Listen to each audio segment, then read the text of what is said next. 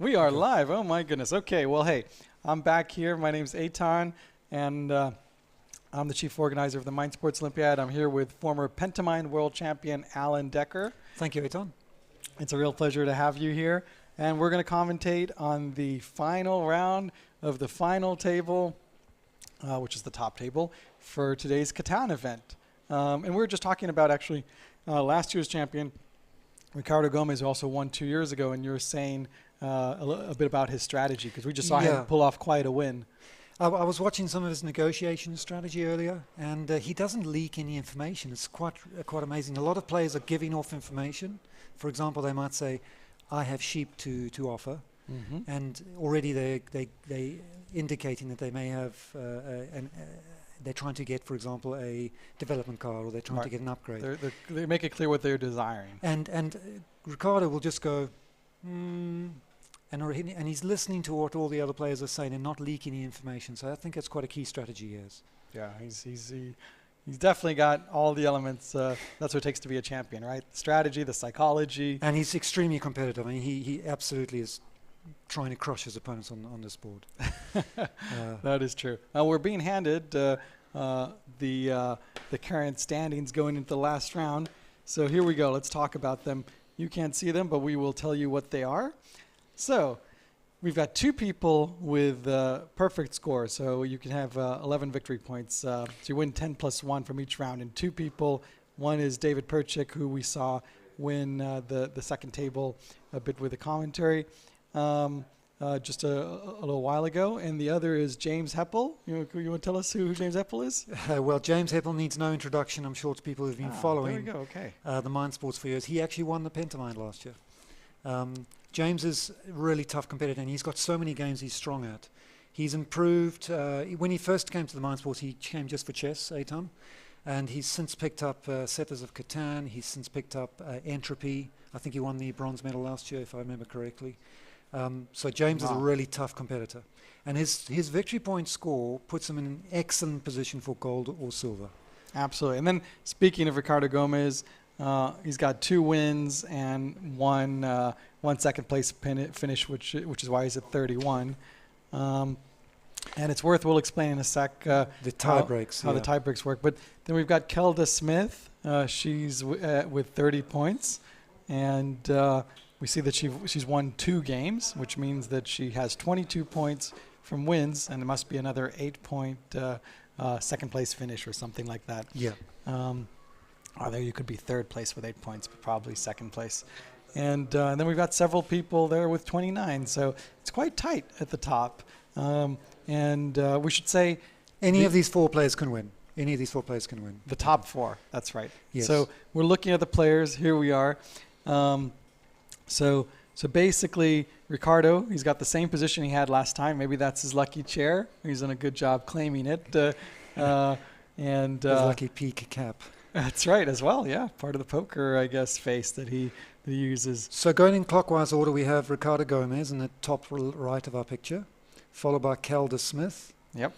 Then we have David Percik, also with 33 points. That's and right. finally, partially obscured, is James Heppell, last year's pentamine winner. That's right. So any of them could win it, and whoever wins this table will have the gold medal. Yeah, whoever wins will win the gold medal. That's right. Good. That's they cannot be bypassed. Even if they could with victory points, the rule is that you have to take the gold from the final table. So here we go. We're about to get our first laydown. James Heppell is putting a settlement. He's got a great position there. I was saying before, there's this saying, no wheat, guaranteed defeat. Have you heard that? I haven't heard that one. That's a new one on me. Well, I believe in that. I think that wheat is... Wheat is critical. You need wheat for the expanding phase of the game to get more settlements, and you absolutely need wheat for the upgrades. That's right. So wheat and also ore. You need somehow to get ore, whether it's through trading, the trading ports, or through actually having access to one of the ore segments. Now, if you notice in this board, all the ore is crunched up in the top of the board. So there's going to be a lot of competition for that area of the board. Definitely. What else have we, just in terms of resources? I mean, obviously, great position for James Heppell in terms of wheat and ore. That's going to be good for cities. I noticed the numbers on the wood are very low. They're very low. It's if you look at in the Wood's bottom right, you've got a 2, then you've got a 3. So those numbers aren't going to be found very No. often. Then you've got a 4, which is a pretty good number, and the 10. Yeah, But wood may be a bit of a problem for these players. it's true. And the brick, also not good numbers. Brick, you've only got three hexagons. That's correct, yeah. And unlike wood that has 4. And again, very low numbers in terms of frequency. 3, 11, and 10, not good. So This phase of the game is really critical because if you make a poor decision at this point of the game, you can quickly get locked out. So I expect them to take quite a long time over this phase of the game. Me too. It was really interesting to see. I mean, last round, Ricardo thought so long and made some really tough decisions at the beginning. I was surprised. He actually ended up doubling up on the same resources that he had. It was a really difficult board. So he Did he have access to a port? I didn't notice that. not in the beginning of the game. No. Oh, okay. Sometimes players have a strategy to try to Yes, go yes. really Port strongly early. for resource to block other players Sure. and then get access to the port of that resource. Sure. So we're still waiting for the white player. That's Ricardo. That's Ricardo. He takes his time. What would we do? Let's think. Looking at this board. I quite like the upper right corner. Are you thinking what, the 3-4-8? The 3-4-8. So I get 2 oars Interesting. and a brick as my first placement, and then try to Remember, spread out. you're only going to get the resources from your second I settlement. understand that, but Yes, at least but I'll just to get the have that, numbers. yes, of to have course. because I think that's such a juicy spot. And then Interesting. later I would try and spread out and get the best I can. Interesting. I mean, I think also,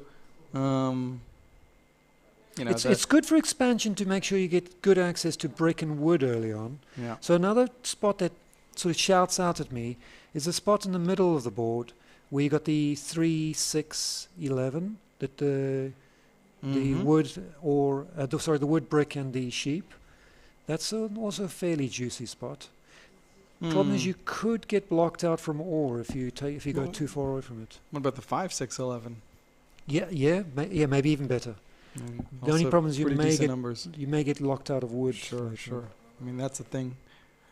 You can't have it all. That's the beauty of this game. You can't have it all. That's right. It's worth pointing out for those who new to the game of Catan that the placement will work as follows. The first player, who's James, will place first, and he'll also place last.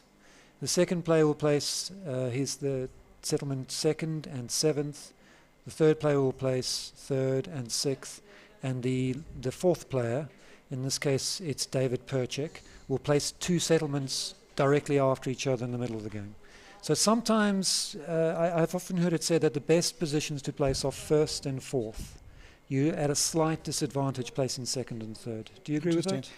I mean, I think that's kind of true, but at the same time, I mean, it's such a well-balanced game that the fact that moving first and moving last are almost equal in a sense. Some people say it's best to move last because you get to make both moves at the same time. Yeah, it is. So it is.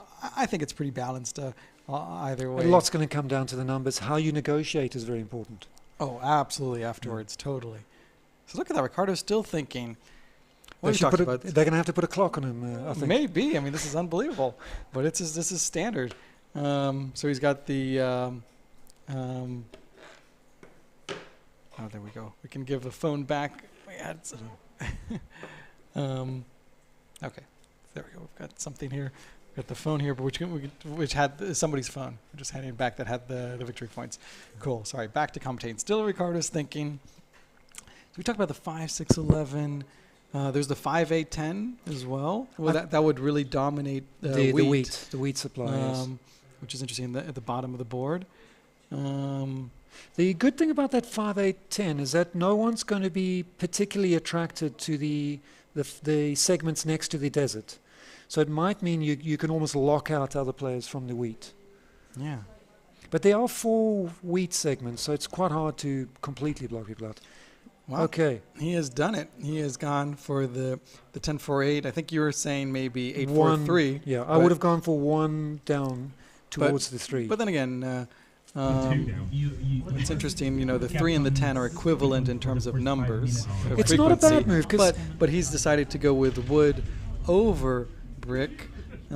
which The is other thing interesting. about his move, which is interesting, is I imagine Ricardo's hoping to make his first road segment towards the coast and grab the other juicy segment on that 8 tile.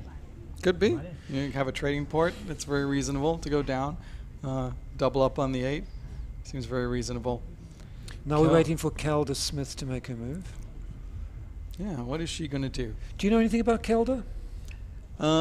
Great games player. She's from the Smith family. They're a very strong family. Her dad, Paul Smith, has been playing at the Mind Sports Olympiad for a long time, and he's won many medals. So I think the entire family is just very, very strong at board games. Very, very impressive family, and I'm sure she's no exception to that, which is why she's at the final table.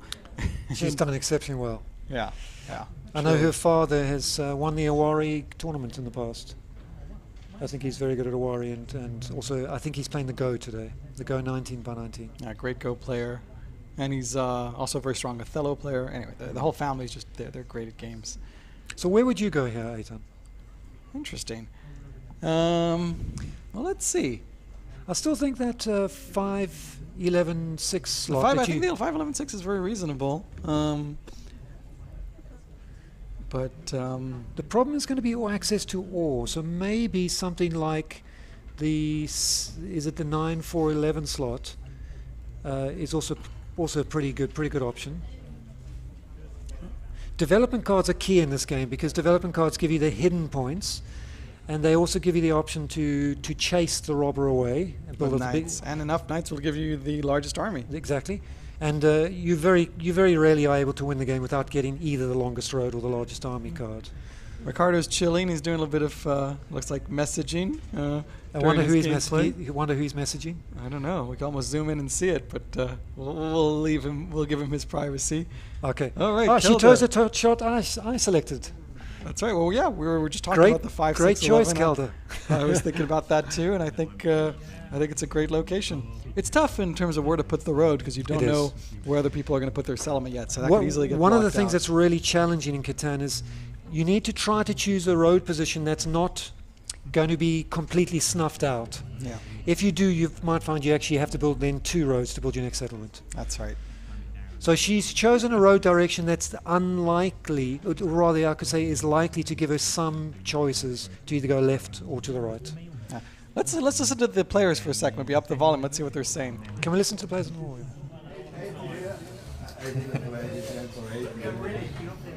Charming way to live. It's James Heppell. It's gone. You just need to rebuild it. Okay, I think we can lower the volume. itself. We can only listen now to the studio. Play in the top right-hand corner. Ah, yes. We see in the graphic the top right accidentally said David Percik now, Should but say it should say James James Heppell, Heppell. which it did before. So we're going to fix that. Apologies for that glitch. It was James Heppell. Something happened so that the top left says David Percik. So there were 2 David Perciks for a sec, but obviously there could only be one. David Percik is a one-of-a-kind, Eitan. That's right, exactly right. Speaking of David Percik, it is now his move, and he's got a decision to make. 2 decisions, actually. David Percik is in quite a nice position here because he's able to place 2 pieces together and lock out other players. For example, he may be thinking. Mute the volume on the studio so we can just hear us. We don't need to hear them. David Percik's in quite a good position here because he's getting to place 2 places on top of each other. He's getting to place the 4th and the 5th one simultaneously. He can try to lock players out of a segment of the board that is perhaps he may consider others are not going to try and invest their energy in. So, for example, in the bottom right-hand corner of the board, James, Ricardo, and Kelda have not attempted to contest that area, and they're not the best numbers. No. So David Percik is in a really good position to perhaps try and lock out that side of the board. It's true. Look, there you go. He's going there for he the goes, 8, yeah. 5, 10. And I expect him he to go could. to the upper right. He needs some sheep, maybe, if he can. I expect him to take the 2-10. He could take the 2 sheep there with Yes. some wood. For example, he might take the 2-9-6 spot.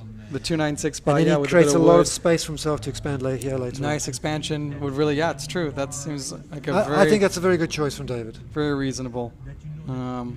Good call. And obviously he gets to choose which resources he wants to take. Well, when you get to put down well, that's just the road. But when you put down both settlements, you can decide which is the first, which is the second at the end of the day. He's going the other way. There's his sheep. He needed the sheep in the wood, and he's gone. He's gone for the left. So he's got strong on the wood. That's probably the best wood position. I'm a little bit surprised by that. I mean, maybe this is him thinking about the longest road already. That may be true because the slots. In fact, he's already building towards a settlement. I'm afraid. I think he may find himself locked out slightly. Do you see the desert 3-8 slot, the spot? If somebody were to put a town right there, it would completely break David's territory apart. It's true, but it's not really the 3-8's not that attractive. It's not. It's true. We'll have to see now what Kelda does for her second move. And they can't do the 8-3-10 because you're not allowed to put settlements next to each other. That's correct. Which obviously would have been a good number. So, I mean, it seems reasonably safe in that sense. So he's kind of locked down on the bottom part of the board with allowing himself to expand. So what resources does Kelda have access to? She's got wheat, sheep, and wood, and brick. That's right. So she'd like to complement those ideally. So what about the 3-4-9 spot? So that will give her access to. The 3-4-9. So we're talking about the top towards the top right, which would be ore, brick, and sheep. That seems. That would lock out other players from the brick a little, and give her some negotiation power. Allow her to use her brick to negotiate good trades potentially. Yeah. I mean, she's in a tough position. If she wanted to have all the resources, she'd have to go for the 8 and 10. But that's not such a great position. So she's not going to do that, and she wants to get 3 resources on her second put-down, second settlement. I'd be tempted to go for the 3-4-9 slot here to try and give her the access to a lot of brick. Play. I think that's a very reasonable play. But it's interesting. But she's already got sheep with a great number. 3-4-9 seems very reasonable. She's doing something very similar. Similar, yes. Although she has now slightly so. So this is interesting. She's chosen the 6 over the 4, a slightly higher frequency. It is a good spot, but she does now have no access to lumber and ore. That's right, no ore. So a little bit risky, but what's interesting, she's going to have a lot of sheep, and that's going to allow for bank trades. If she can get a port, that would be really powerful potentially. Are we able to see from this graphic where the ports are, Tom? It's a little bit hard. We may have to zoom in. Would we be able to zoom in and see where the ports are? Or have a side shot maybe that does it, because it is hard to kind of see what's happening there. Let's see if we can zoom in for a second. That might be critical for the strategy coming up. Yeah, let's take a look. Here we go. We're zooming in. Still kind of hard to see what's going on with these graphics. There are 2 different types of ports in Catan. There's a port that is limited to one particular type of resource, so it's a 2-for-1 port. That's right. So if you have a lot of access and to, for example... you'll see that. You can see what it is. Or if there's a question mark, then that's a 3-for-1. So, for example, Kelda's got fantastic access to sheep. If she could get access to the sheep port, she can then trade a sheep for 2-for-1 with the bank. And she doesn't have to trade with the other players. That's right. The other type of port is a 3-for-1 port, the 3-for-1 trade. You can always trade with the bank 4-for-1. So if you, for example, have too much wheat and you need to get an ore, you can always trade 4-for-1 for the bank if the other players won't give you a better trade. But if you have your own 3-for-1 port, you can then trade with the bank at a better rate. That's right.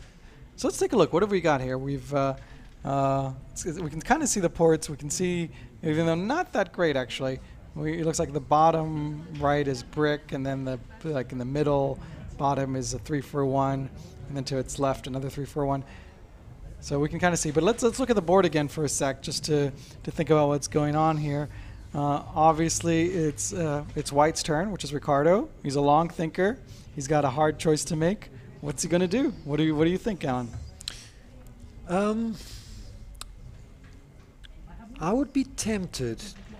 He has access to a reasonable lumber section and lots of ore. So if he wants to do the upgrades later on, he's going to want to get either access to wheat directly, or he's going to want to try and control a resource that will allow him to trade for wheat. So I would be tempted to go for the latter option and go for the 4-6-11 spot between the 2 reds. So if you look in the middle of the board, that will give you access to even more ore, Yeah. a bit of brick, which can combine well with your road, and the bit of sheep. Yes, that's right. How about yourself? Which is the spot that you most like? Well, that's interesting. So sorry. So you were saying that you think the slots very best slot is the 4, 9, 11 slots, just down from where he is at the moment, between the two reds. the 4, 9, 11. That allows him great access to brick, so he has, which combines well with the wood to build roads, and it will hopefully give him a controlling stake on the ore on the board, which enables him to trade with other players. I mean, what's interesting is he doesn't have wheat. If he wanted to grab wheat, how could he do it? Really? Really tough choice. The only other option is Because potentially the 5, he's knocked out of the 5. It looks like, right? The 5, Yes, the 5 can't be built on. The 11's awful. The What 8, about he could do the the- 8 and 3. I think he might. The But- other tempting but choice is to go for that's, 8-3, but then he splits his settlements apart. They'll never connect. Yeah.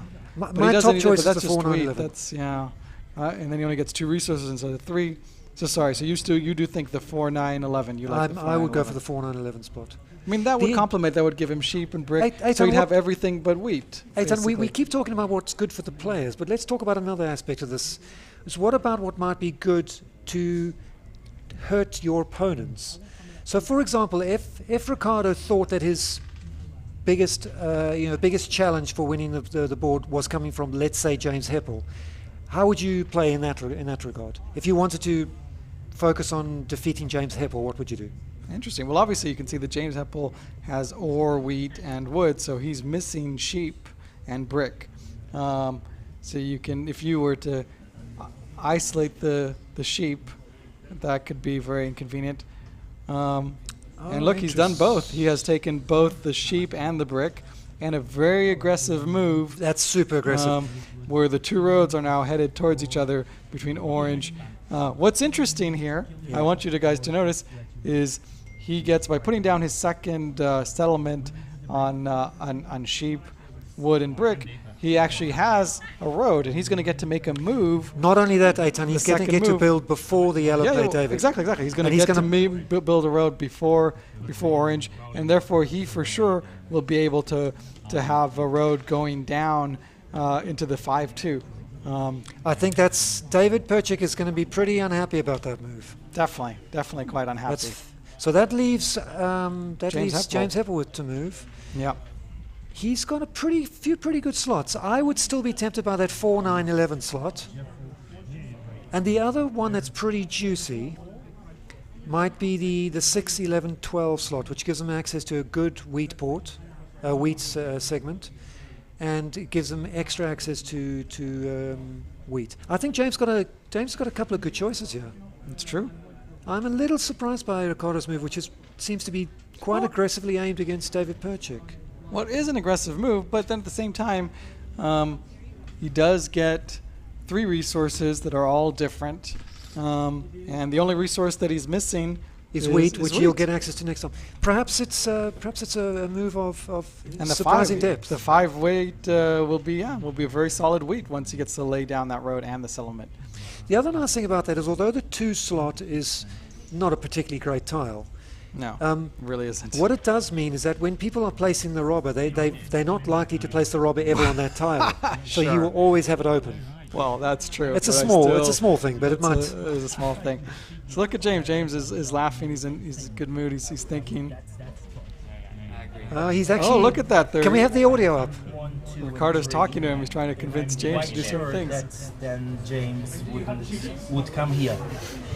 And that's why I left 3 spots extremely better than this one for him to shoot. And that's why it was killing and kill myself or keep space. Also, of course, going here, you've got the road, so you can immediately Yes, build nice. it. That's it. There we go. Pretty good. David Percik realizes that he's going to get blocked by the road. He recognizes it. First one, I was One of the things they're doing at this Let's point. hear. empty, and then I get everything with quite reasonable numbers. I guess that's the same that Yeah, I agree. James was thinking about this one. Yeah, I just don't like the doubling up with the 9. Yeah, And this one is start with a road that we yes, and roads on your hand, Yeah, I know. and 2 brick for 2 wood. That's it. Friendly strategizing. Killing you and kill me. Not as friendly as it sounds, Eitan. Live and let live. It's true. James has a hard choice to make, but a lot of interesting options. It's not that bad a position to be in. Okay, he's doing it.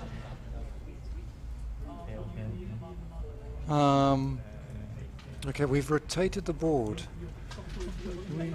Maybe we can switch back to overhead above.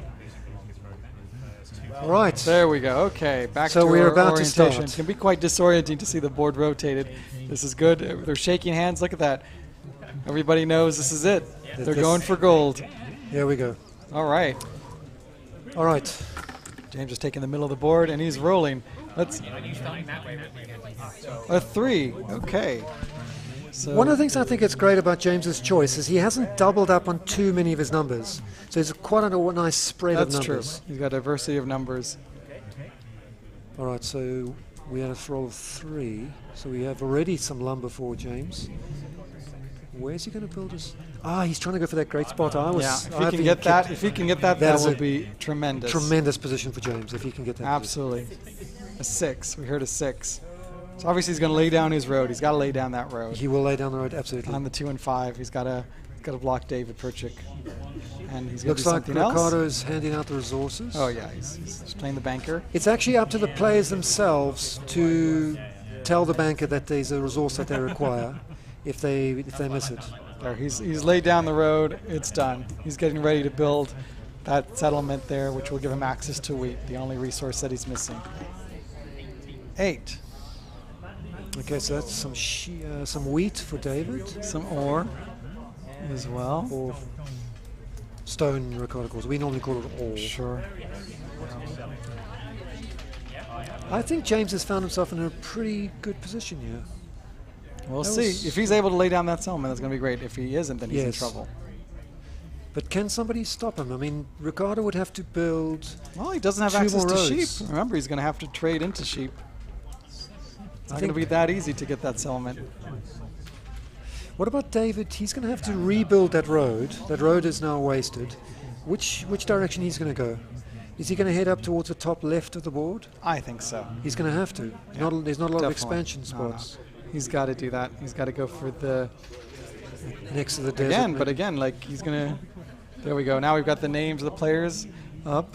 As we said, James If you Heppell. notice Kelda's position in the middle of the board, that road is also cannot be expanded because you're not No. allowed to build past a settlement. That's right. In fact, yeah, she's gonna need to try and build out if she wants to use that. But again, very hard. That's why Kelda's going straight for the port. She may just give up on that road, the red in the middle. I think if the players are not careful, James is going to walk away with this. That's my early prediction. Well, let's see. He's a in great player, position. James. He is in a great position, but you know, If he lays down that 4-9-11 settlement, it's going to be tough for the other players that'll to be break very it. powerful. Very, very powerful. One of the things that can happen in Catan is if a player gets an early lead and the other players are awake to this possibility, they may start to play against James a little. Sure. Look at that. The robber has been placed. Okay. And he's already James taking is from already James. feeling the heat. Are they going to take a card from him? Yes, I looks think like it. so.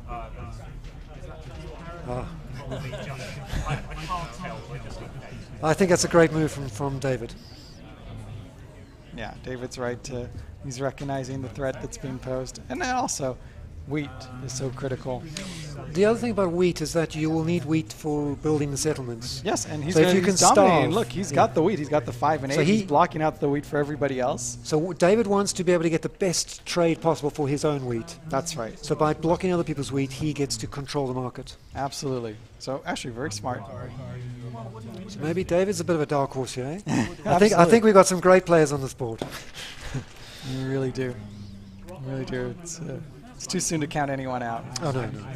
A lot comes down to the dice as well, Absolutely. and how you negotiate your position with the other players.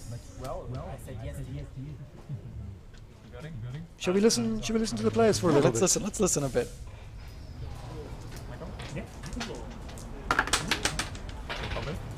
Yeah. Three again, wow. Wood. You picked yours, so no worry, no worry. Goodness gracious. Well, so far I got nothing. 9. And I'm still... No, I get a ship. Red get a ship. And you got a more... Is anybody with cereals? Extra Not for cereals? sale. You got a Not lot for a of while. 8. I did get an 8, but that's the only one I've had. Okay. And I've got too many cards to do a good deal, sorry. So don't you want it for a ship? Can I skip as Tempting. always? Ricardo doesn't waste time. He tries to commit some trade and then he just pushes on. Where he gets no, Just have... he doesn't Well, try and there's do a a good place for you. hard persuasion. I'm thinking I will. Okay, 7's been played, so the Robber is moved. Robert's moved. That's quite a nice spot to put it on because it hurts all 3 of her opponents. That's right. A great spot. Makes a lot of sense. And it was a good number. What number was that? It was a 7. So who is she? No. The number was rolled 7, obviously. But what was the number that's being Oh, blocked? it was a 10, I think. I don't remember. I think it was a 10. But it was a decent number. I think it was a 10. So it's going to hurt them. Did you see who she stole for, Maton? Oh, I didn't notice. But she's doing a trade, 4 sheep for 1 wheat. Wheat is in premium. Because premium obviously supply, that's she needs it. Well, she should be getting wheat off the 5, but maybe she's getting ready to build a settlement. Now wheat is in what's going such short supply that you might find the other players will try and steal that wheat off. By the way, we've rolled another 3. There's is a lot a- of 3s. Unusually high number of 3s. Yes, very unusual, which is great for Kelda. Great for Kelda, and obviously, break, yeah. well, great for James as well. And James is loving it. And David. I think Ricardo's made a few comments about nothing coming up for him yet. a little bit unlucky. It's gonna be interesting to see who lays down that first settlement, which looks like, well, that's probably Well, both Ricardo, James, and in fact all the players have got options to build one. I'm a little surprised that David's Ooh, there it is. Oh, there it is. There it There is. We have the first Okay, it has been done. one. Okay. What the heck has gone there? Look at that. All for a trading port. He's gone doubled up on the 4. Can we zoom in and see what type of trading? Oh no. Huh? Oh, what that is? Can we zoom in and see what type Oh, of it's a trading port question is? mark. It's a 3 for 1 So that's a good trading spot for David. David. He might actually try and trade his wheat. Although actually the wheat might be in such short supply, you can get even better trades with the other That's right. players. So very interesting. So currently we've got David in 3 points, and the other players all on 2. So any green, None in the game. any brick, Yeah. Right, Ricardo's trying to get a good trade from someone. Smith. Ricardo Sheep? No, you have a lot of them. is asking for brick. It looks like he was asking. Okay. Anybody wants to make an offer for sheep? Does anybody want to offer for sheep? Any He offers said. for ore? Well, all I would. Okay, Or just- Anybody else? The only thing I can sell that is wood, so you don't. Okay, so later on, because Agreed. the brick. Ah, okay, we're back. Yeah. Sorry. Great. had a bit of a technical Wow. issue there. Jesus. I'm not as sure as my father. Wow. I am not quite. What's this? Was that another 3? It was another 3. I've made a road. Yeah. I got 3 cards all game long. Wait. Maybe not right now. Ricardo's complaining. Yeah, that's also part of the strategy of the game is to try to Make people feel like you're. feel like they can do good trades, etc. Yes, but also by by emphasizing that he's been unlucky, he's also going to encourage people to trade with him more. That's very clever, actually. I can do it anything with you if you want. Very clever. Oh, I can give a brick. Now James has got a handful of wood, so he's going to try and get hold of some wheat or probably some He sheep. needs that settlement on the 4-9. He's got to, where those 2 roads are. He wants to put that settlement Liking down. this brick monopoly. So he needs access to wheat. He does have access to wheat, but rather to sheep. Now look, we can actually see his wood. I'd do anything. Yeah, Doesn't he's matter. got- what he's- you do. he's Trying to been give ore for 73. something, yeah. So I give you. So I'll Ooh, Ricardo just got some brick. Oh, we've got another settlement. And Kelda has Hey. put down her settlement, yeah. Wow. Also a trading port. Good spot. Looks like a 3 for 1 as well. Good spot. Pretty low. No. 6. A 6. All right, that's very good for Kelda. She's just got immediate payback. That's right. Double down on the sheep. three. There is 3 sheep Ooh. there because he also gets another sheep there. She's very heavy on the 6, as you can see at the moment. All on sheep. Wow. And with her trading port, she can do 3-for-1s. She might be encouraging people to block it with the robber. That's true. That would be a natural place if she takes Actually, one thing that's quite nice for Zelda's position here is that Kelda. position here is that her wheat port is only dominated by herself. So the other players will be trying to choose positions that affect all of their opponents. By placing it on that 6 port on the side, they only affect I Kelda. could then do something, but it That's would be right. for free because I've got So unless she's taking a dominant lead, people aren't going to really necessarily focus on her and try and hurt more than one player. Well, James with blue is still waiting to put down his settlement, as is Ricardo. Interesting. Our, in a sense, our champions, they seem to be slightly behind at this point. I don't have access to break the same way no one else does. I mean, It might be worth talking about tie breaks, Catan, or is it a bit early for that? Sure, go for it. Why not? Okay, so while we're waiting for the action to heat up some more, it might be worthwhile talking about how this tournament is going to resolve itself in the next half an hour or so. The current position is that James and Ricardo have got 33 points, but they won't necessarily win the game. The winner of the gold medal will come from the winner of this game, no matter what their points were before the game. And if there is a tie, if there's some sort of dispute for the second and third place, the following rules will be applied to break the players. It's called a tie break. So the one will be the board played on. So if, for example, someone from the second position, we're looking at board number 1 here. Is that correct, Catan? We are. So we're looking at board number 1 here. And if somebody from board 2, say the winner from board 2, were to catch up to the player who came second on this board, then because the player who came second played on board 1 in the final round, they would be ahead in the tiebreak. Gold can only come from this table. And gold can only come from the winner of this table. Then the next tiebreak is the most number of wins during the tournament. So, for example, if one player's got 2 wins and another player's got 3 wins, and the player with 3 wins will... As an outright first place, yes. Being a win. Yeah, that's correct, as an outright first place. And if that's still tie, then you will go down to the number of second place finishes. Now, See, James and David have both won 3 out of 3 games, where Ricardo's only won 2 outright and Kelda only 2. So that could factor into tie breaks. That's a good point. The next tiebreak, if it comes down to this tiebreak, is the head-to-head result. So if you played on the same board, for example, as player like Kelda played on the same board as Ricardo, and Ricardo happened to be ahead of Kelda, then Ricardo would win that tiebreak. And the other tiebreaks are rarely required. Those are the sum of the opponents. Not worth getting into Not those. worth getting into those. We've got some more esoteric tie breaks, basically. Yeah. But one way or another, any ties will be broken by our tiebreak rules. They Pretty much. It's unlikely. I guess it's possible that they wouldn't, but it's highly unlikely. I think the players themselves will be quite aware of these tiebreaks going into this final round. Oh, yeah. Well, certainly in terms of points, victory points going in, they know that James Heppell has 33 and that David Percik has 33. That's key. And that is key.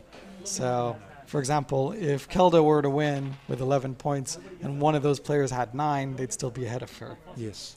It's worth noting. So I notice James is repeatedly trying to offer ore for other resources. He's got a handful of ore. He's got a lot of ore. He's clearly looking to lay down that settlement. He's struggling to get a hold of brick. I noticed none of his numbers have appeared for the brick. Well, that 11 and the 10 are not I don't think great, we've seen a great 10. numbers. They're reasonable numbers, but they haven't. The 10's not bad. No, it isn't bad. It's true. Have you discussed the ratio of the numbers, the probability of numbers appearing? Go for it. Well, just very briefly, 2 dice are thrown.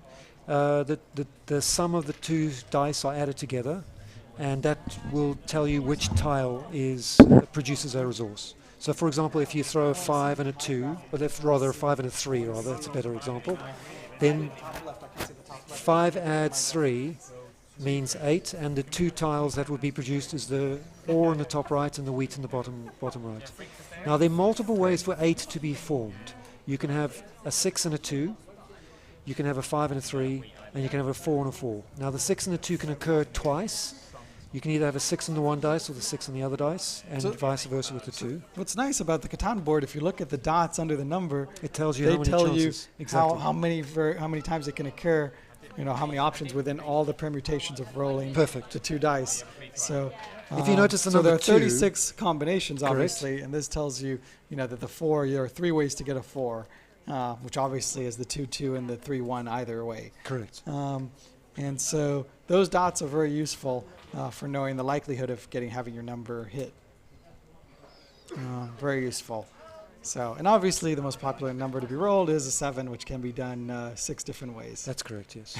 And 6 means the robber. I noticed Kelda's just built 2 roads, which is really wow. Well, there we go. She knew the other place she had nothing.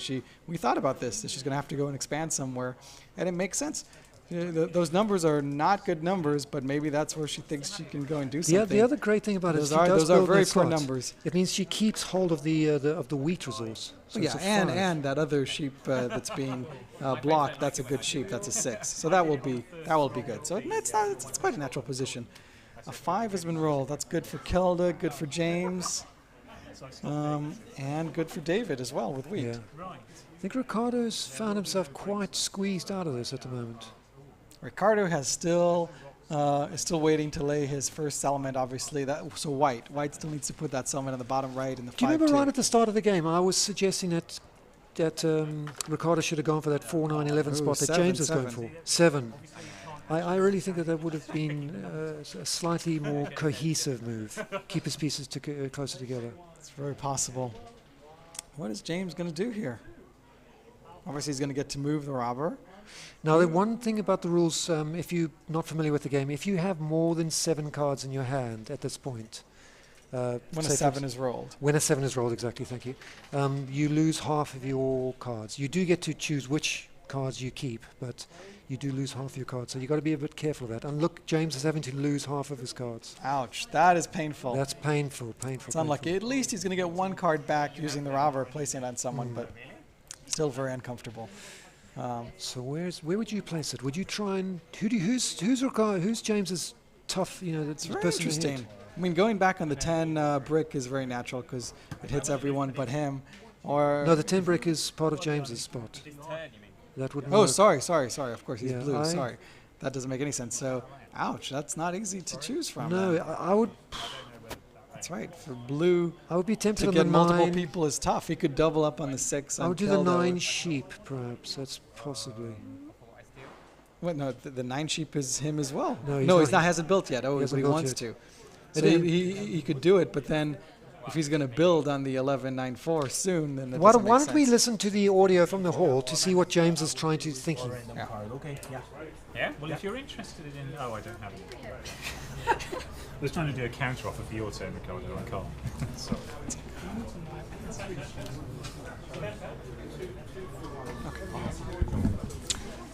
Okay, Aitan's just stepping out for a moment. He'll be back soon. Just a question of honor. Yeah. All right, we've got a major moment in the game. Well, may I roll it here? James was I'm able to tired build of three. the settlement in the middle of the board in a very great spot. So, Really good. Good for everyone. You may. That is an absolutely wonderful spot for And James. yes, that's the number that goes. No, it's not mine. Yeah, that's my one. Oh yeah, you get it twice. I've heard that it's good for everybody, so I thought it was 1 for each one. Anybody needs sheep? Nope. Any bizarre offer for ore?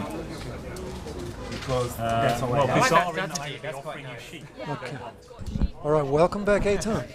Thank you. Just taking care of A major moment in the game, Aitan. Oh, yeah? James will put he knew that Zelda had sheep, which he needed, Oh, and he put. Can you make a little space here for my chair? I'll squeeze back in. Thank you. Great. Thank you. Cool. Major moment in the game. James put the robber on Kelda's and there he's done 6th it. And position. he's built his settlement. He managed to get a sheep offer, I believe, and he was able to build a settlement in that super juicy spot. So James has suddenly Amazing. leapt to the front of the pile, I think. It looks like it. 1-8.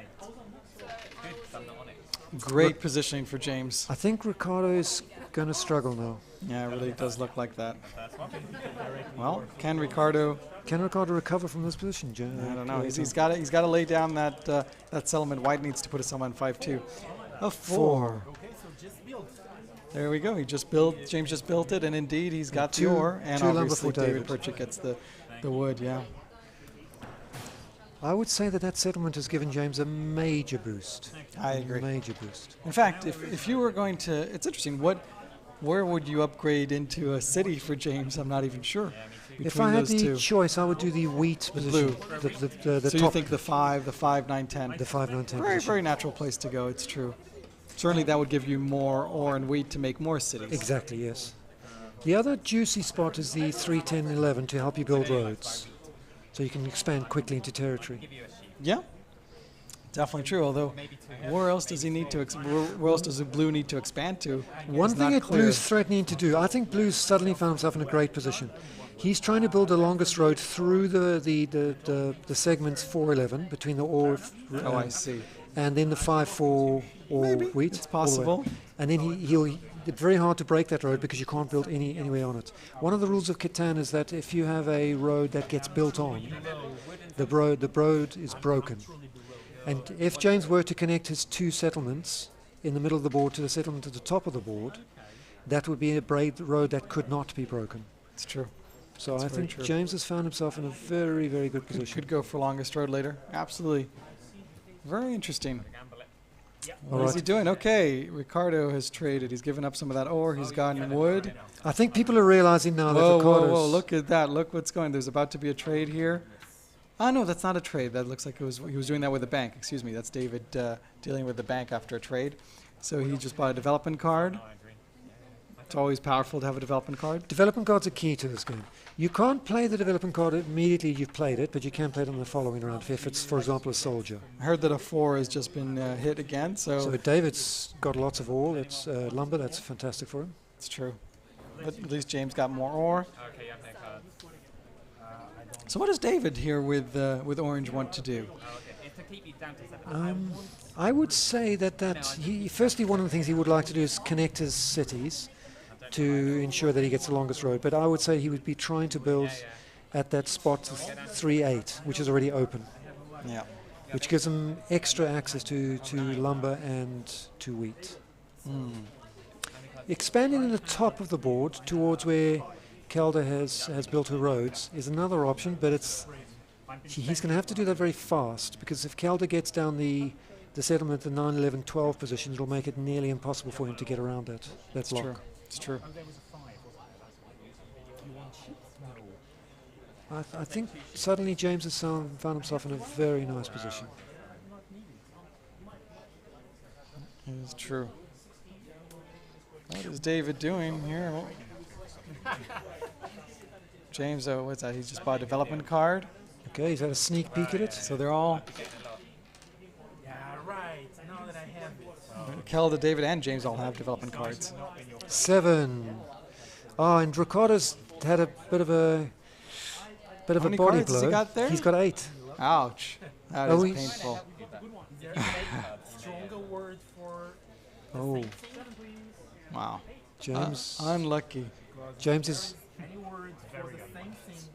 Yeah, very unlucky. They're saying it's true. Uh, Ricardo has been very unlucky now. Now at least they don't hit me Okay, anymore. so you gave up 4 sheep there.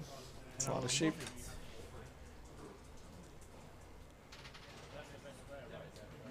Yeah, that initial move by Ricardo wasn't optimal in my opinion. Don't know. tough. It is tough. All on 3 and all have a development card. But then again, James did a really clever move to go for that middle position, took the risk, and it paid off. Absolutely, James's ability to go for the 10-3-11, the double brick in the wood was very, very, very wise choice and led to a second strong song. You also need to be a bit of a psychologist to play this game well, don't you, Aiton? Absolutely. So what is going on here? Ricardo needs to decide where to put the robber. He needs to decide who and where. I was trying to get the wheat. He's thinking, what would you do if you're Ricardo? Where would you put the robber? I mean, certainly it I makes sense to think- go, well, it's His interesting. main problem is James now. I would be tempted to put it on the number 11 brick in the No, middle you of the can't board. do that. That's too. 11 isn't rolled high frequently enough to do that. It's not a great spot, No, I but would- it I it wouldn't does do that. affect James No. a lot. I mean, if you're maybe the 5, if you want to hurt James, you go for the 5 wheat. Maybe the 5 that wheat. The also 5 wheat touches the is also a Kelda- good spot. Kelda's 5, and he Yeah. indeed has done it. There That's we good go. call. Good call, Eitan. Yes. Thank you. Yes, that's a very good spot. And he's got to take a card. You can take it from James, and I think he is going to take it for James. I think we'll see. It looks like. But look at that, lots of ore. Ricardo's got a tremendous amount of ore. But no access to wheat. Looks like he had 5 ore there. 7. Another 7. Wow. Okay. Kelda is moving it, and Okay. again hitting everyone but herself. Very That's natural. perfect position. It's a good position. And who's she going to take it from? From James, James, again. good Ouch. move. Yeah, people recognize Recognize the the power danger. of his position, his settlements. All 3 settlements are very powerful.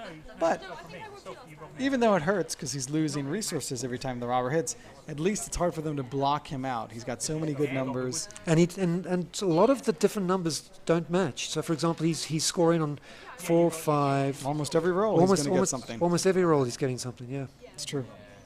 He's so it is a good position, and where Kelda is very strong in the 6. So, what do you think? Is it better to have diversity in numbers like that, or would you rather have? I think it's essential to try and spread your numbers so that you're constantly getting a small amount of resources coming in. It's true, because otherwise, if you just have over 8 cards or none, right? Like that's not good. It can be a bit of feast and famine if you focus too much on some really good numbers. But, for example, if you've got cities where you get double resources on the number 6, for example, and you've got multiple of those, you can suddenly find yourself with a lot of resources. Yep. And you can get hit by the robber very easily then.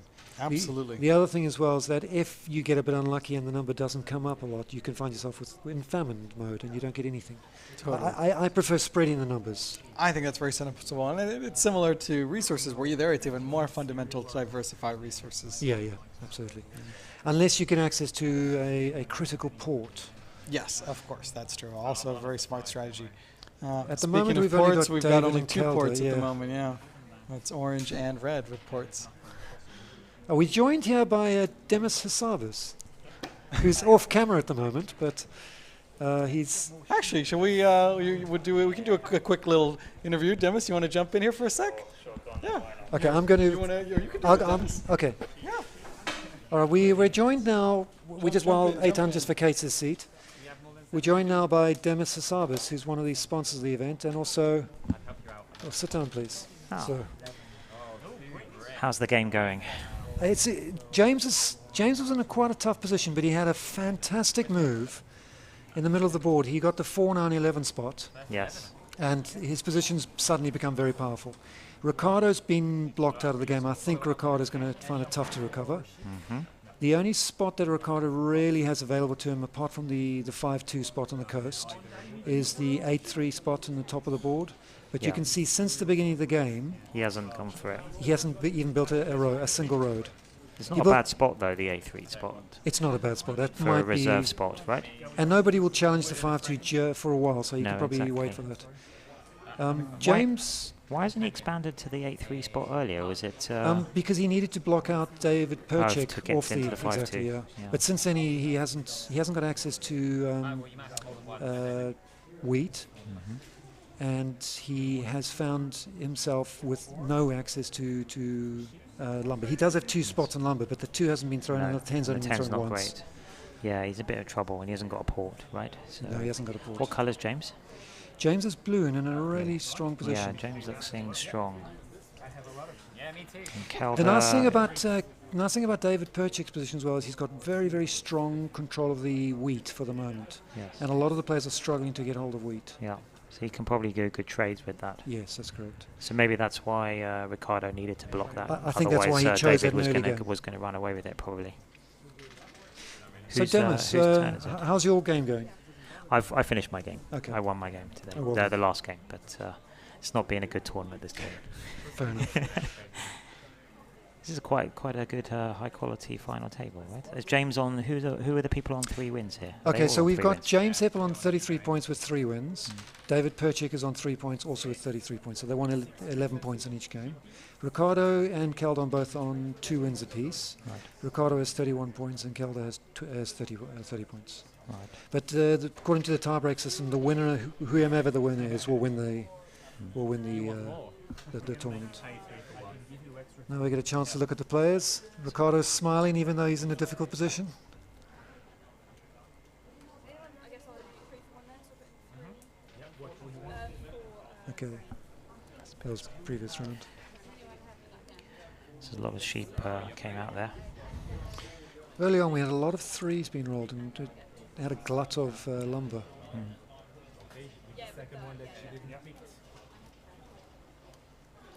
Yeah, James has got good position on ore, on the rock. Yes. So that should help him now. If you were James and you were to have the opportunity to upgrade, which one would you upgrade first? I think probably this 9-5-10. We were thinking that as Yeah. well. I think Because it's it gives gotta you the be. opportunity The to wheat do, as well, yes. you know, is probably very and you can do useful further upgrades after that. Yeah. Yeah, I think he's got a nice position here, hasn't he? I think so, yes. The other thing as well, if you notice, if he's able to connect his 2 settlements in the middle of the board up to the settlement at the Longest road. longest road, and it can't be broken. Yeah. So Yeah, that's a lock on that as well, right? Yeah. Very tough for the other players. Red's not going to be able to connect the cities ever. Yellow may be able to challenge if he's able to get a good... Well, white can block it if he gets road building. If he gets there. But he's not getting enough. If James is able to build those 3 roads, then I'm going to find it difficult for the other players to overtake him. Well, James has got the best position on wood as well, right? So he's getting good road building material. Absolutely. If I buy it for 3 wood, then Now we're not able to tell from the resolution where the lumber port is.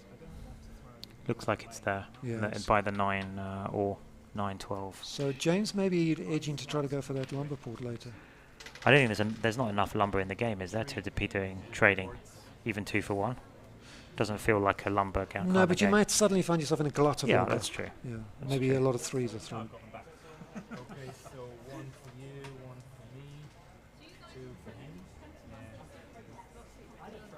I guess that was a 4. Yeah, that was a 4. Yeah. Yeah. They haven't got any wheat, I think. Nobody. Has anyone got... Still relatively early in the game, though. It So is. Nobody has she's yet still had got City, right? Even. I don't think anyone's even played a development card yet. Yeah. The usual development card I've played at this stage is the soldier to move the robber. I don't believe we've had a development card played yet. So the longest army is not yet in play. I mean, maybe they're all kind of okay. It's sort of equally hitting almost all the players where it is now. Yes. So it's probably not critical that anyone gets it off of there. Well, Kelda put it there because that's a good spot for her to put it in. 'cause it Yeah, I affects guess everyone. she wants to. Yeah, it's a good spot for her. But I mean, no one else really needs to desperately remove it, right? No. They're kind of playing chicken with each other. Who's going to remove it first?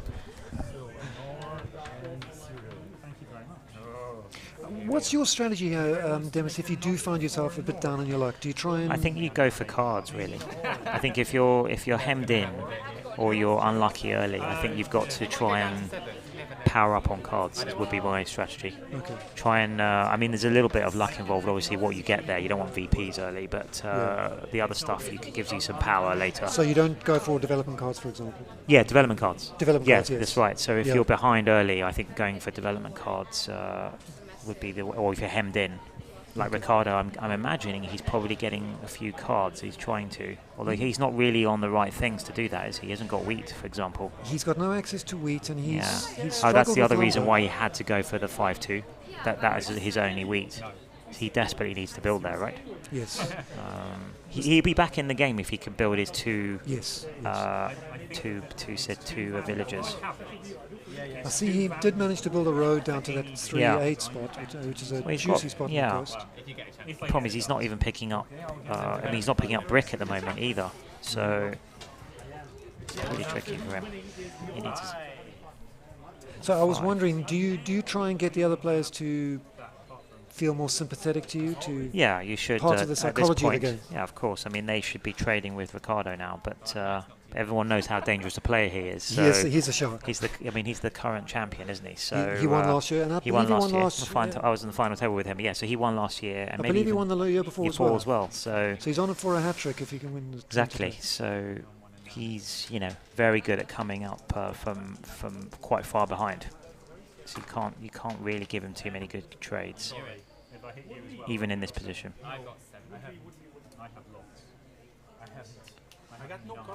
David's position is probably going to stall soon because he's got no access to all. Looks good at the moment, but he's not. It's gonna. I think in the mid game he's going to start stalling. I agree, and also unless he's got good ports. What is this port? That's a 3-1 port. And this one down here. Well, he's blocked from that now. So this one, I don't know. Where's the wheat port? That would be very useful for him. So it's over there, so he can't get to it. I mean, how's he going to get his ore?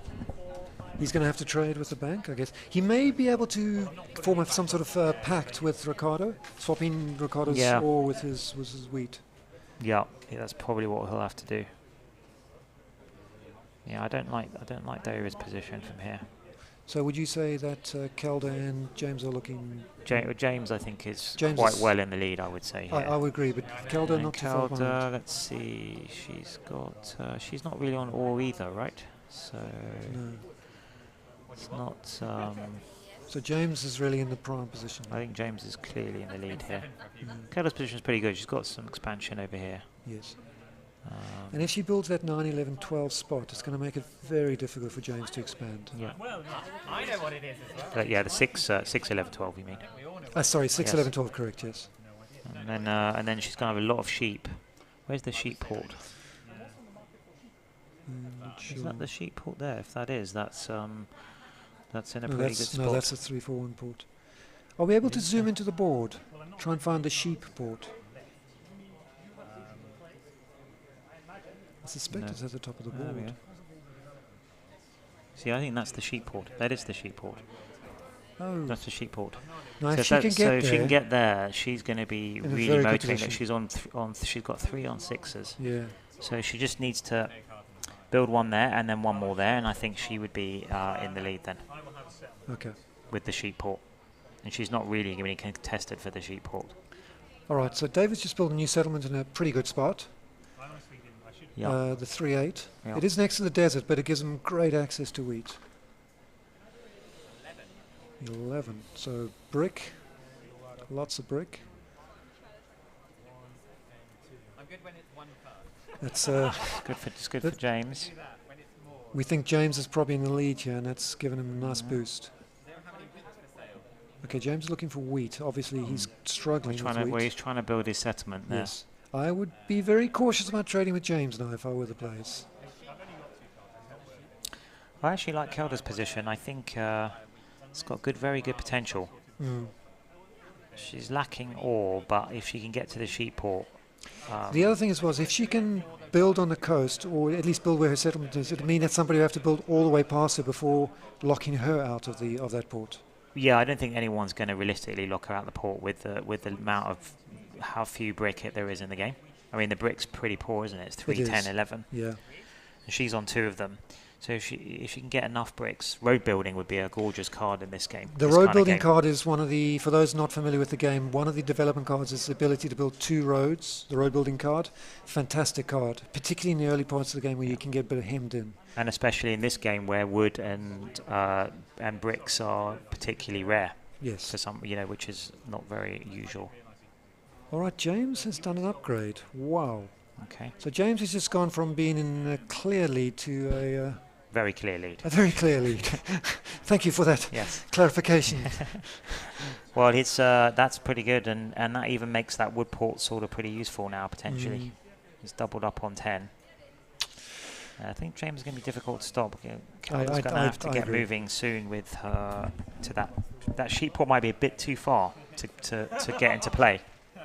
Yeah, she's going to need to build it. If she can get it soon, she might be able to hold. But she's got to. Maybe she needs to skip the village building and go 2 more roads and try and get another one. Yeah, because it's so. She's got enough sheep. She's already on 2 6s. That's a good point. So maybe another sheep is not. However, diversifying in wheat might be useful. It would be, but it's only an 11. So just get to the port. Just get to I the think port. she's on 3 times on 6 Just for get sheep. there, yeah. So getting a 4th one, I don't see how that's very useful to her. I mean, the 11 wheat is okay, but given how rare bricks are, I think you've just got to go for the... She needs 3 bricks to get to the port and to build the village. Did you notice James stole from Kelda? I think he realises Kelda Yeah, is Kelda's definitely... his main competition now. Yeah, if she can get to the port, I would say she's in the lead. But she needs to do it in the next few goes. I noticed James's body language. He sort of leans back and he starts nervous energy. He realises That tell. He He's gotta realizes tell, he's yeah. realizes he's in the... And of course, for James, this is important not just for settlers, but for The retaining his Pentamind. Pentamind, because Correct, he's yeah. the Pentamind champion. He is, yes. And if he starts off with a full score, I mean, that's and one of the main games. Absolutely. That's great for him, right? It Sets is, him up nicely. I think James is going to have to be feeling very, very good here. Well, that's probably why he's nervous. And of course, Ricardo wants his 3 in a row. Does Ricardo actually go for the Pentamines? I mean, he's a Eurogame specialist. And Yes. he's a Eurogame champion. He's amazing at these kinds of games. But I don't know if he actually... Does he really try for the full Pentamine? I have spoken to him about this a bit probably earlier. should, right? He is definitely very motivated by it, but he's most motivated by winning the Eurogames at the moment. Yeah, but that's almost I think too easy for him. I mean, he's won the Eurogame. He must have won it last... Has he won it last 2-3 years? I think he's won it the last 2 years. Yeah. Yes. I mean, he's sort of unbeatable, I think, across all the Eurogames. You know, you can stop him in one, but across the 5 or 6, I think he's pretty unstoppable. Although I came across a new American guy who's seems very good at these Eurogames as well. He's come over especially for this, and What's his name? he's called Lemon Sperling. So I think you might want to watch out for him the next few days. Hopefully we'll He plays a cover lot him. of Agricola apparently. So, Okay, well, so if you're covering Agricola, I think there should be some pretty good games of that. Could be interesting to see him against Ricardo on those kind of games. And Kush has been claiming he's another Pentamine competitor has been claiming Absolutely. he's been practicing a lot of Agricola as well. So could be quite a big clash, that one. So it looks like if James picks this up, he's going to be favourite again for the Pentamine, isn't he? well, Starting you'd with already 100 be points. starting with a score of in excess of 97, Yeah, 98 97. points. Perfect start to the tournament. Yeah.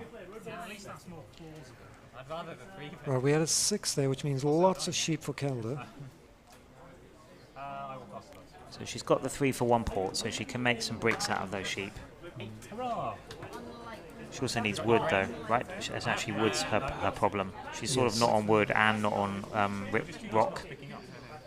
It's pretty tough to get all the way to the port with so little brick and rock and logs. One of the interesting things is because of the 4-player game, you can pick up a lot of resources from the other players' rolls, and then you're in risk of losing half your Yep. resources for the So robber it roll. makes it harder to do the big 4-for-1 swaps. Correct. I only have brick, but I'm not interested in brick. At this point, I would not be trading with James, I agree with but that they seem to wholeheartedly. still be thinking about it. Surprised Ricardo hasn't spoken up yet to say, embargo on James. James has got a great Look, strategy. He's still- done it. So Ricardo wow. gave him... Wow, No, Ricardo. I think that does not seem right. Although Ricardo's probably desperate. Oh, is he? He's rolled a 7. Has anyone gone over? I'm sure Ricardo had a lot of cards there. He gave up 2 then for 1, so he might have kept Okay, him maybe under. he was okay then. Well, he's blocking James's wheat. It's the only way to stop him getting upgrades because he's got too much ore access. Yeah. So that wheat's the critical one. Plus it stops Kelda on her main wheat. So that's clearly the spot David and Ricardo want the robber on. Now, how would James have got Ricardo to give him 2 ore for one brick? I don't know if he did. I think it was just 1 for 1. I thought it was 2. I think it was 1 for 1. 2 would have been crazy. It I would have, yeah. think it was 1 for 1, which even then, I'm not sure. But then Ricardo, if he doesn't build a village shortly, he is basically out of the game. Yeah. So I think he's got to just get a village.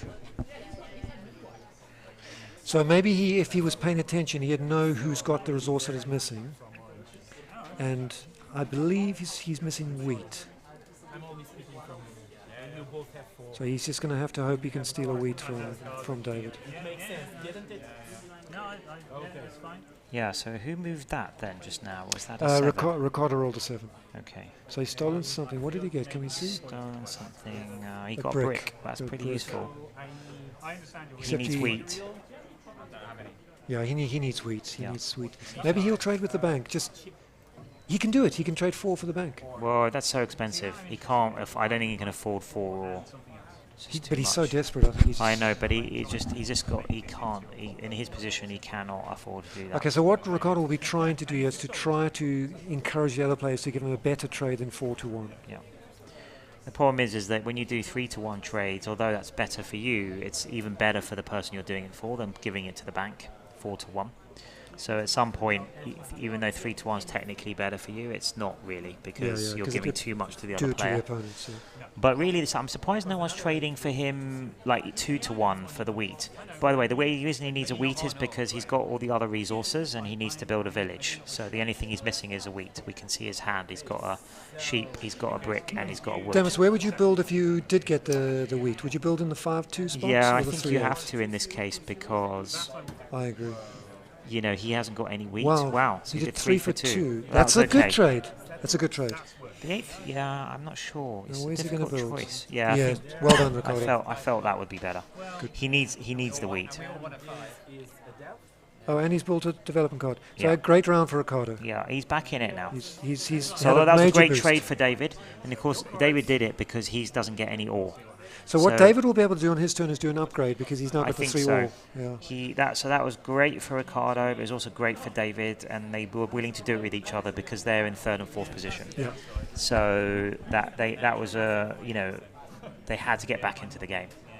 That's a perfect example of how the person in the lead sort of gains attention and everyone stops trading with them, Yeah, and blocks them with the robber. blocks them, etc. That's how high quality games should be played. So obviously that's what we would expect from the final table, the last round. Okay, another good roll for Kelda. 6 is always good for her. And she's picked up a 6 earlier in the round, so Yeah. she's got a handful of sheep. She definitely doesn't. She's probably got more than 7 cards now, and she really needs to She convert should that into roads. Into something, 2 roads ideally, yes. At this stage, you might think maybe just build that village, because I don't think unless she's got road building all year of plenty, it's going to be hard to get to the port. Well, I probably ought to keep it because I can't. I would say actually her position is getting. I think she might be behind now. Just because- simply get the Well, I settlement. think David, if he can upgrade, he still. I don't know what port he's got. What's he got? 3-1 port. He's got 3-1 port, yeah. So if he upgrades, I guess he'd upgrade this double 5. wheat brick. Yeah, 5-10 is What's the 8. one under that? It's Is that an 8? 8? Yeah. Yeah, but he's still not getting any ore. It's really hard for him. That's a one-off trade. He's got that 3 ore, but he's not going to get that normally. No. It's only because Ricardo was desperate in that particular position. We might find, though, that if it continues in the circumstance where Ricardo and David find themselves in 3rd and 4th position, that they're willing to do that trade with each other a few times. Yeah, but this is what Ricardo always does. Like I like Ricardo's position now because if you look at it, he's getting everything. He's got a reasonable number, and he's getting a lot of ore. He's just got another ore there. So he's the ore king, and he's got something on with that wheat on 5. He gets something. He's got all of the resources. Yeah. He's got the 10 on the wood. He's got the brick. He's got the. So he's really the only sheep. one who's got all of the resources. Not necessarily the best numbers, but at least he's got all of them. Yeah, that was a great turn for. Yeah, and I think he decided that although that gave David a free upgrade, although David's actually hasn't got wheat in his hand, so but assuming he gets the upgrade, although it's harder now with the 8 blocked on the wheat, that doesn't really let David run away with it because he's only going to get more of what he already is getting. Sure. So. In fact, David will never get access to ore in this game. No, David can't. So So this is another reason why I think Ricardo. I mean, of course, James is doing very well, but Ricardo's, I think, maybe second now because he has actually got access to all resources. and he's going to get stronger as the game goes on, because this is the 8-4 rock with the 10 wood is gorgeous position for an upgrade. Yes. And hard to stop because he's getting double ore. And no one else is really, there's the 9, but that is going to really power him up at the end. Ricardo's just got a wheat. Okay, what was the number? 5? 5, worked out perfectly fine. Well, there you go. And he's not much with the 8 blocked. He's not doing any worse than anyone else now in wheat. No. He's got a 5. So he's equalised it.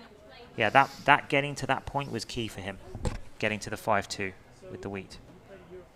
So how do you control your emotions in the game? Like Ricardo for a long time was in a very difficult position, and suddenly he's found himself back in the game. Yeah, I mean, how do you keep yourself motivated? Yeah, you've got to keep. James even in bad positions, you've got to keep pushing hard. Keep try thinking. and fight your corner. Yeah. If people should trade, give you better trades when you're losing. It takes effort though, so you've got to keep a positive sort of outlook. If you just go into your shell and think, oh, I'm just doing badly, or I've been unlucky, keep moaning, and people it will just go. It will go worse for you. So that's a very good point. It's hard. It's hard to do especially when not so much the position's going bad, because that that's skill in a lot of sense. But if the dice rolls are going against you, which they can a lot in this game. Yes. 6, I call it a 6 and 8 game because there's a lot of skill. But if the 6s and 8s don't balance, which obviously most of the time they don't, then someone's going to get an advantage out of that. It can be that can be quite difficult then to keep motivated. As soon as you see someone's shoulders drop, then the gameplay's also going to go. Kelda's got 2 knights now, so she's going to be close to biggest army. So you get biggest army for 2 points when you get 3 knights. So she's got 2 development cards she hasn't played, so probably she's got another soldier in here, which she will play if the robber comes on one of her lands. So I'm not sure what's happening here. Is he... James got a huge amount of things there. You got double. Was that a 9? 9 came out. Ooh. So 9 is James' number. I mean, look at James's hand. 2, So, oh wow, 9. If too many 9s come up, it's going to be over for everyone. I think. James actually, 9's a great roll. There's the 6, 3, 5, 4, 4 different ways of getting it. Yep. Yeah, and James has basically got a lock on 9. I mean, 2 people are getting 1 sheep each, but he's getting 2 rocks and 2 sheep. Yeah. It's huge. He just needs a 5 now. 4, so James gets dominating. 2 more. Whoa, James is in a good position. He's got to the point now where most of the numbers, he's getting more than everybody else. Yeah. So once you get to that point, it's hard for people to catch up. It's like a snowball effect. Yeah, when you've locked the numbers, and he doesn't need to be particularly lucky now on the dice rolls. He's got access to everything, all resources, and he's doubled up on the things like Ricardo. It's hard for Ricardo, unless there's a lot of 8s, it's hard for Ricardo to catch up. So how would you communicate if you were in one of Ricardo, Kelda's or David's position, trying to communicate to the other players? Well, I think you would point out, and they probably are, we can't quite hear what they're saying, but I'm imagining they are saying James is well in the lead. I really think they should be embargoing James now, because he's got so many cards, and if you look at it, there's no way for him to catch up. Like the 5s, James gets more. He gets 2 wheat. So he's winning on that. The 11s, he's getting a ton of brick. 10s, he's matching people. And he's getting he's getting a road plus another wood. So really, other than 8s and 6s, so 6s are Kelda's number, but 3 sheep's not that useful without the sheep port. Right. So he's not that worried. And then the 8 is, at the moment, only 1 ore. If Ricardo can make that into a city, then at least his 8s will be paying out and James will get nothing. I noticed you made the very good point about Kelda trying to get to the sheep port. You mentioned it again with the 6 has been so good for her. Yeah, but And it's too late. she's been treading water. We did say it had to be soon. And it's been 3 or 4 rounds around the table. She's done nothing. Yeah, I mean, I'm not sure she's had the chance to, although I question the strategy of getting lots of dev cards in her position. She should have used them to get the roads. I would have got it to trade those ores or something to get roads, because I think the village is what she really needed. And that, in fact, it looks like David's going to actually cut her off. All right. In which Kelda case, is now. Right, that's sort of terminal. Okay, so Kelda is now out of the game. I mean, she just took too long. She had to make a road, and she had to build or build a village and block David in as well. I mean, even if she could have built a road at that point, she could at least have extended to get the seaport. But now it's terminal for Kelda. Yeah. So I think Kelda now that's game over for her. And that obviously puts David back in contention. Yes, it does. Because he could go for the sheep port now. He hasn't got as many sheep as Kelda, but he's got some. He's on 2 6s. Yeah. So It's David's probably sort of between back David in. and James. Yeah. I think so. Ricardo, he needs Dark to do horse. something quick. He needs to get City, I would say, on that 8. Yes. Or he could build another village, and that he needs to double up on his 8 Yeah. like now. The problem with it is that it's just not quite a great position. His 2 edge positions are not ports, so that's actually quite inefficient. Yeah. And he's not getting great amounts of resources, so Also, he could not a probably lot do of with a port. not a lot of good expansion slots for him either. Yeah, I think this is James's is sort of getting close to in the back. He's got to be a bit careful of David, because David's going to get longest road. If David manages to build a settlement or build a road at least to prevent his expansion there, James may find it difficult to build more settlements. He may have to go for the... I don't think you can stop James building more settlements. He's got 2 around. He's going to get this 9-12, and he's got another point round the 9, and he's got another point round the 10. So how about this as a strategy in this position? You realise Ricardo's struggling. You try and trade to give Ricardo roads and try and encourage him to build. Up to Yeah, the but top. Ricardo can't get longest road. What I would do with David now is just I would max out longest road. I think he can Make he's sure got it's so many locked. roads. I think he can. I mean, he can't lock it, but I think he can really make it hard for James to take it. And so he needs to kick that up and then get that sheep port. And I think he's got a chance, because then his main issue is he's not got ore, but he can switch the sheep for that. Yep. That would be what I would do. It's a long shot still, though, because James' position is just much more natural from here. It's just a lot easier for James to sort of build up from here. One of the things that's quite nice about David's position is he hasn't got a lot of overlapped numbers. So whatever the dice roll comes up, he should be getting some resources. It's true, but he hasn't moved his. He's blocked on the. Is that an 8? His best number, it's an 8. Yeah. He And needs to hasn't move that got on cards, but he can't because he's got no ore.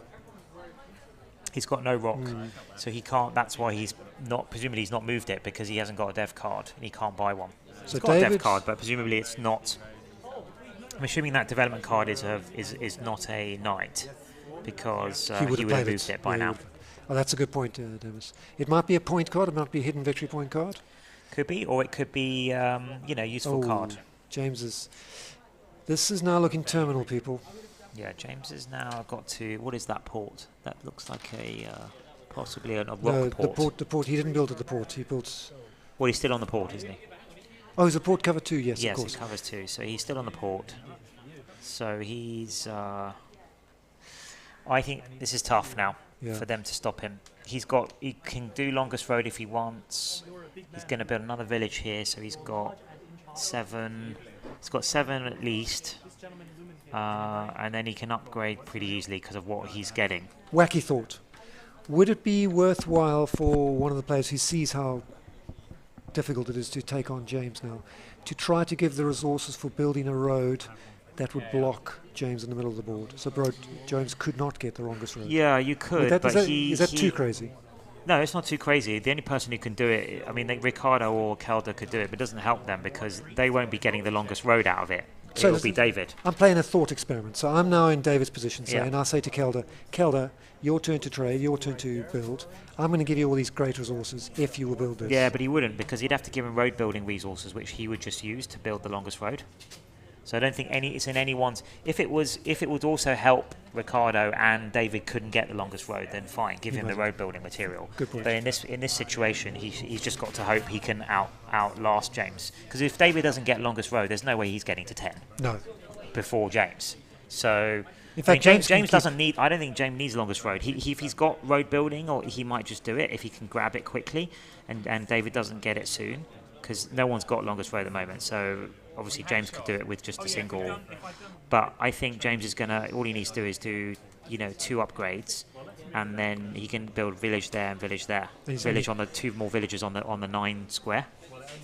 The top, the 9 rock. So that's the easiest path to 10. It's fairly unstoppable at this point. I mean, they need to probably block his wheat, his wheat on the 5 square. I think that would be really the only way to kind of slow James down. You could also block his 10 wood. Wood isn't all that useful for upgrades, getting development cards, though. Yeah, wheat is I sort don't of think useful. James would be too worried about that. No, the wheat's probably the one he needs to do. Yes. 'Cause it blocks cards, all sorts of things, as well as upgrades. And David would probably be motivated to block that wheat because then it will give him more of the resource that he needs. Where's the robber moved? It's not still on the 8, is it? Yeah, I think someone's holding it, are they? I think Or someone's where is it? deciding where to put it. Yeah, David's moving David. it. It has to be there. Okay, that's It's got to be the it's a 5. bit of This is a what we no-brainer, were- that one. Yeah, and he's got to take from James. You've got to. Everyone will be attacking James from this point onwards.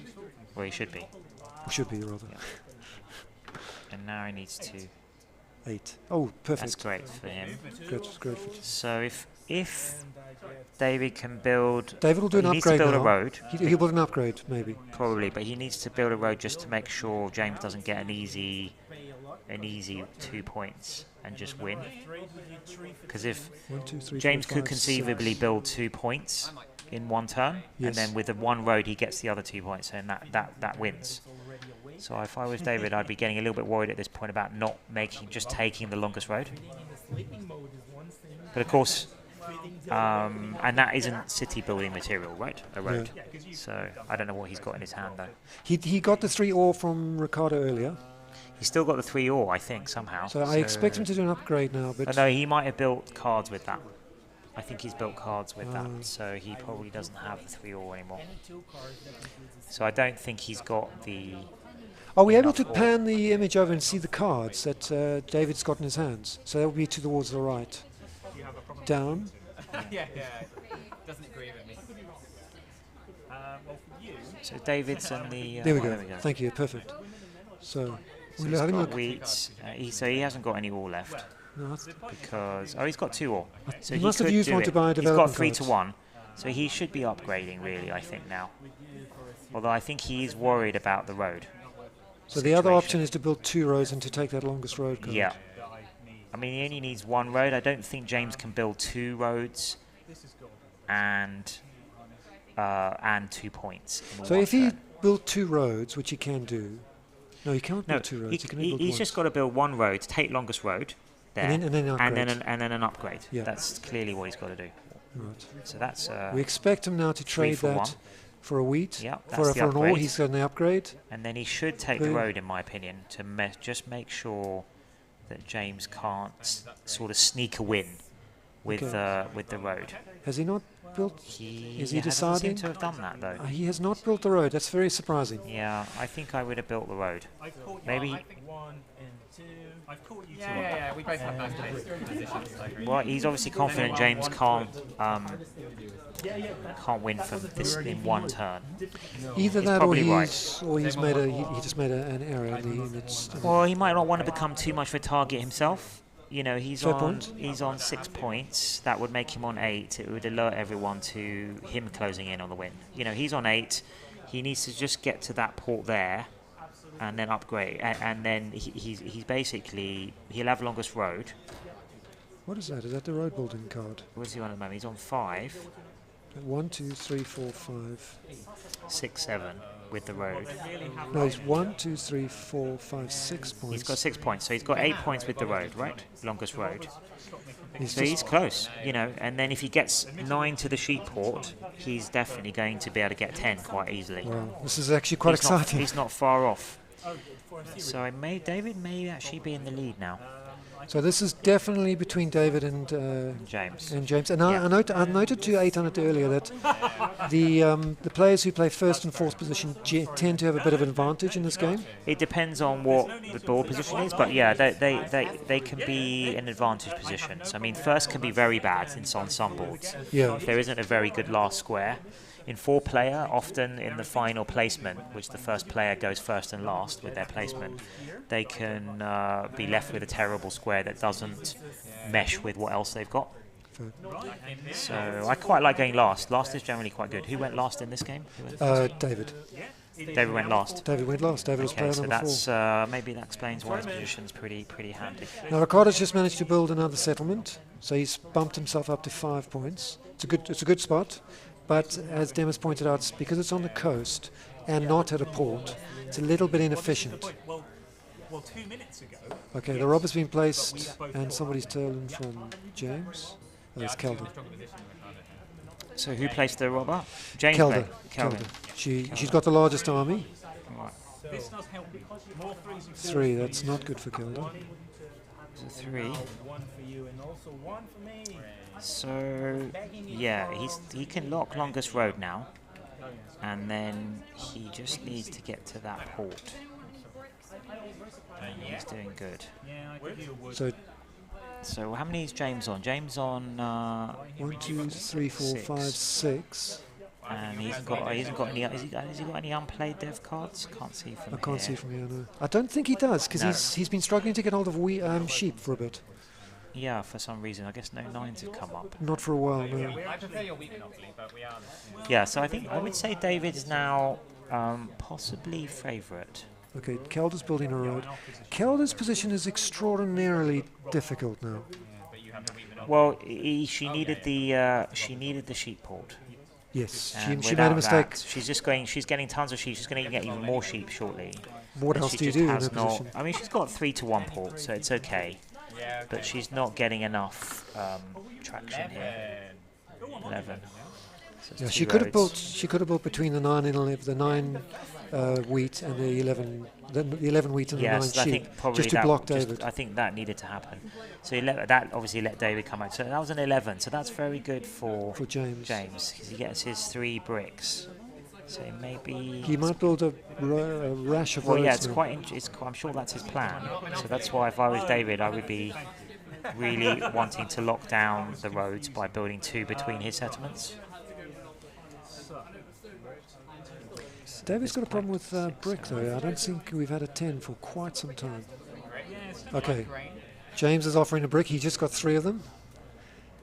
Ooh, what?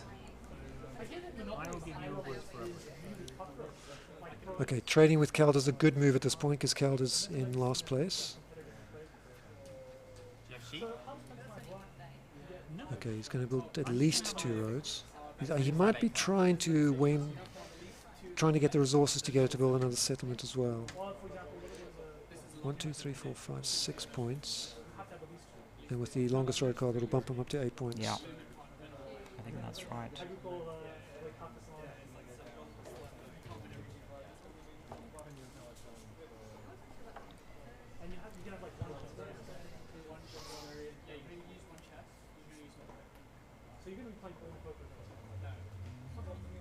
While he's singing and I'm leaving my cell phone here, may I go to the toilet? Yeah, okay. Whose turn is I it? drink a lot of David's still thinking about what he's going to do. but stressful. I'm keeping it here, okay? Okay. All right, we're just going to take a short break now. Demis, thanks so much for coming It's to been a pleasure. commentate. It's been very fun. Hopefully high we'll see quality you game. more. Yes. Thanks very much for having us, and we'll see you in a couple of minutes.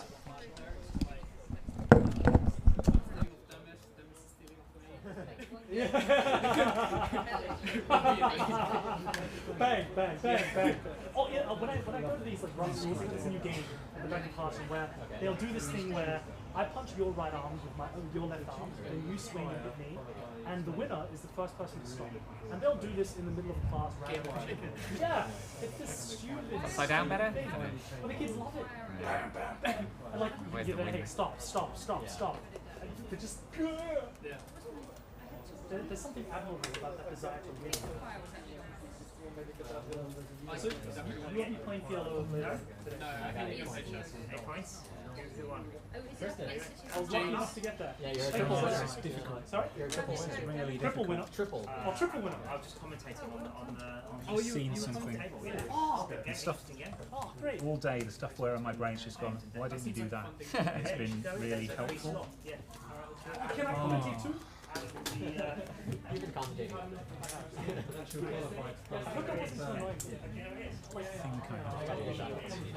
Yeah, yeah, and I should have mentioned earlier if you needed.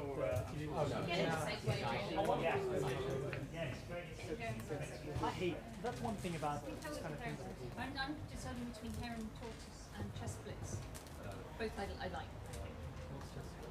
It's just, I guess it's 5 minutes. Well, I will ask a question when it comes around, and then I'm sort of hoping that everyone says no, and I don't have a choice. Oh, did I move the thing? Don't know. I moved the thing. They'll come out. They will come out.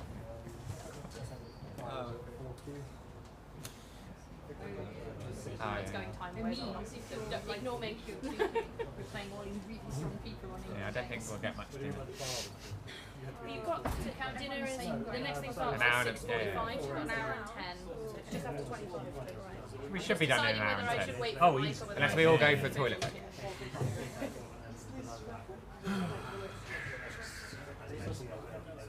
Thank I you really all. don't know what to do now. Okay, so to help me out, if I were to say... Okay, I'm joined here by Ankush Kandaval. He's one of the top pantomime players, and last year I think you came second. Is that correct? I came second for the third year in a row, so looking to change that this year.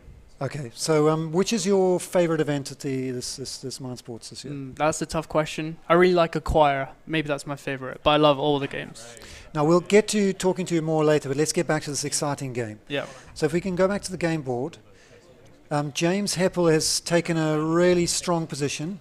He's got excellent access to all the resources now. There was a point earlier on in the game where it looked like it might be a bit dicey for James, but he's got a very strong position now, and he can actually win it on his own. He's got enough expansion slots.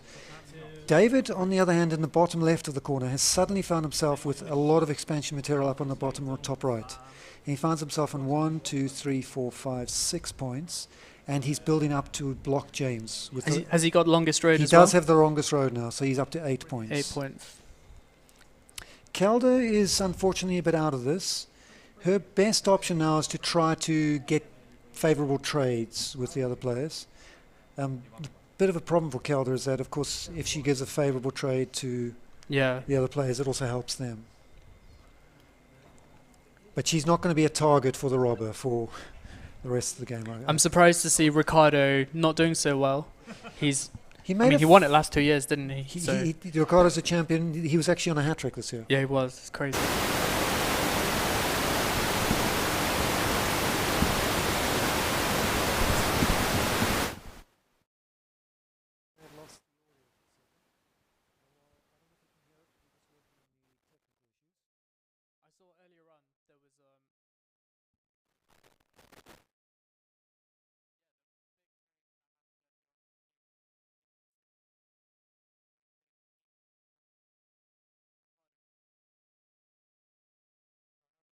Well, I think Ricardo saw the danger that James would suddenly get a strong lead.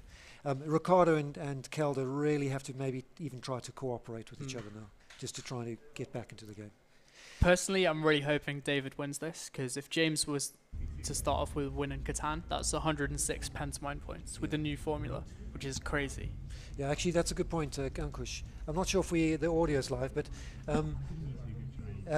Ankush has made a good point there, that this particular event is we're trying an experiment this year, where most of the events have a certain number of pantomime points, but this year the Settlers of Catan tournament and a few others are getting a multiplier of 1.08, which means that if James were to win this, he'd be scoring 106 pantomime points, which is a fantastic score. It's incredible. Yeah.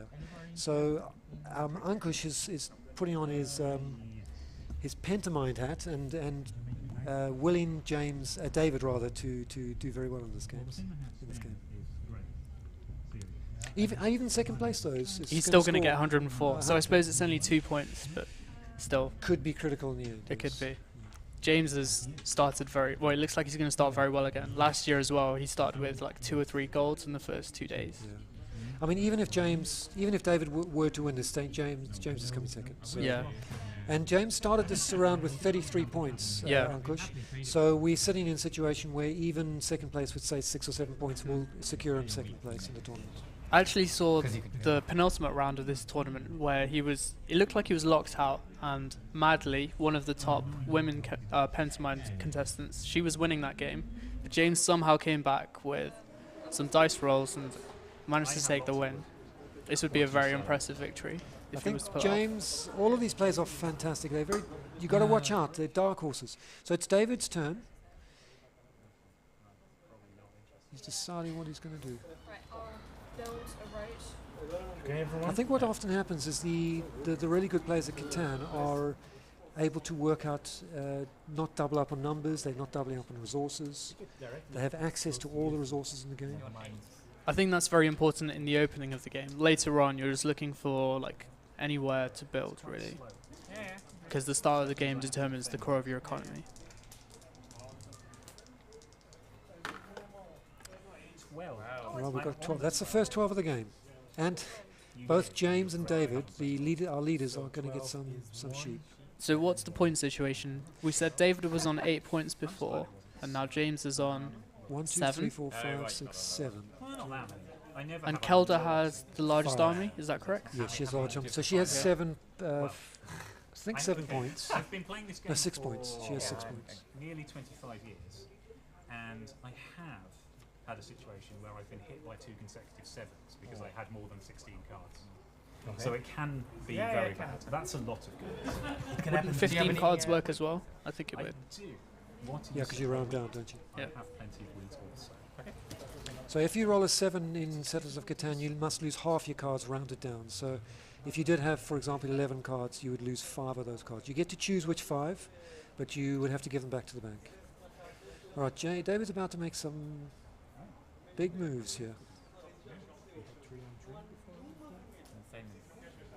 He already has the longest road, but he may want to protect it by building between his city in the bottom and his group of settlements in the bottom right of the board.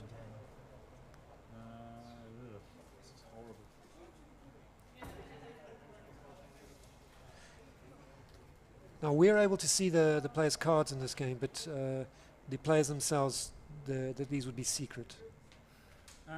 However, do you find that you're able to track who's got which resources? I think if you wanted to pay like really close attention, you'd know exactly what each player has, but I don't know anyone who actually does that. But you can have a rough idea of what people have. Certainly, if somebody's just picked up a lot of wheat, you're aware, Yeah. and you need wheat, you may, for example, try and play the robber on their properties. If you notice what the previous few rolls are and like what numbers people are on, you can pretty much deduce what they have. I'm always available for all of you. Right. Haven't I been? So what play is David going to make? Is he going to try and build a settlement and a road? So does Ricardo have one face down development card? Yes, he does, which we will have to assume is a point card. Has he not used it in a while? He hasn't used it for a long time. Okay. So that will put him on 6 points. 6 points. I hope he stays on 6 points for my personal reasons, but Ricardo started this round with 31 points. yeah, and and 2 wins. I ended with 38 points in this tournament. Aha. So if he was to get 37, that would be ideal. I see. for me. So Ankush has finished on 38. Congratulations, Ankush. That's Thank a you. fantastic score. How many wins did you get? I ended with 2 victories. 2 victories. I would have done something. Whether I can stay on 9 is a completely... This is a exceptionally tense position. road in a I second. think they are like on the edge now. Road settlement.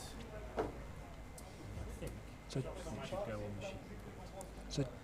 David has just announced that he's reached 9 points. I think. But he was also talking about how he might struggle to maintain his longest road. If I'd been concentrating... Yes, what he has done is if he builds down to that sheep port, which is a fantastic port, he does split his road And slightly. it's likely that the only... However, he does have 2 very good is that I've given roads Ricardo to extend it by 3 down there. That's the only handicap I've got. Down between the 3-8 in the bottom of the board and in between the That is 10-8 the end of my turn. down to his city. Come on, 10. So 1, 2, How many 3, roads does he 4, have left? 5, 6. He has 6 in his longest road. So if...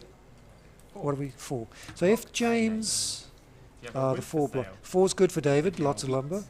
If James were to build 7 roads, Cards and see what he would take the longest road. You mean 7 more? I'm fine without selling the woods, thanks. So David really should concentrate on completing this road here, just to try and lock that block. But maybe he's just trying to get that 10th victory point. 1, 2, 3, 4, 5, 6, 7, 8, 9. David's on 9 points. Wow. The other option is to try to take a few development cards and just hope you get lucky. One of the development cards that might help David here is the road building card, of course. Yes. Do you conquer the longest road if I traded with you? No. Okay, James has just said he won't conquer the longest Unless you road. want to give me 2 wood and a brick. Do people lie in this game? Do they? Is it? What's the etiquette of the game? If somebody says, "Will you do this?" and do you find is all's fair in love and war, or is there some etiquette to the I game? mean, when it comes to trading, like you have to agree on the trade. You can't. I don't understand exactly what you mean, but in the last game I just played, Charlotte was like lying throughout the whole of the end game, which is completely fair. She was saying, "I've got a knight, I don't have a victory point." She had a victory point. Okay. So it's part of the psychology of the game. Yeah. Okay. I can only give you a week. Okay, no worry. Well, early in the game, it would have been a dream. I know. Okay, So Ricardo's 6. rolled a 6. That's the sheep Say what you number. pick up. Actually, Say David's when found you himself pick in up a fabulous My position. position at the moment. I Well, think you probably can. I think David No, I suddenly can't. found himself I've in a got winning quite a lot. position. Does he have a 3-spawn port? Yeah, so he Yeah, can yeah. buy a development card looking at his Well, hand that's one of if it them. were his turn. Nobody has it. He's got 3 woods. Ricardo's turn, so it's Kelda to go. If a 7 doesn't come up, David may be able to win this But game. what's his route to victory? I think he needs another development card. It's very hard for him to build a city, and there's no place for him to build a settlement.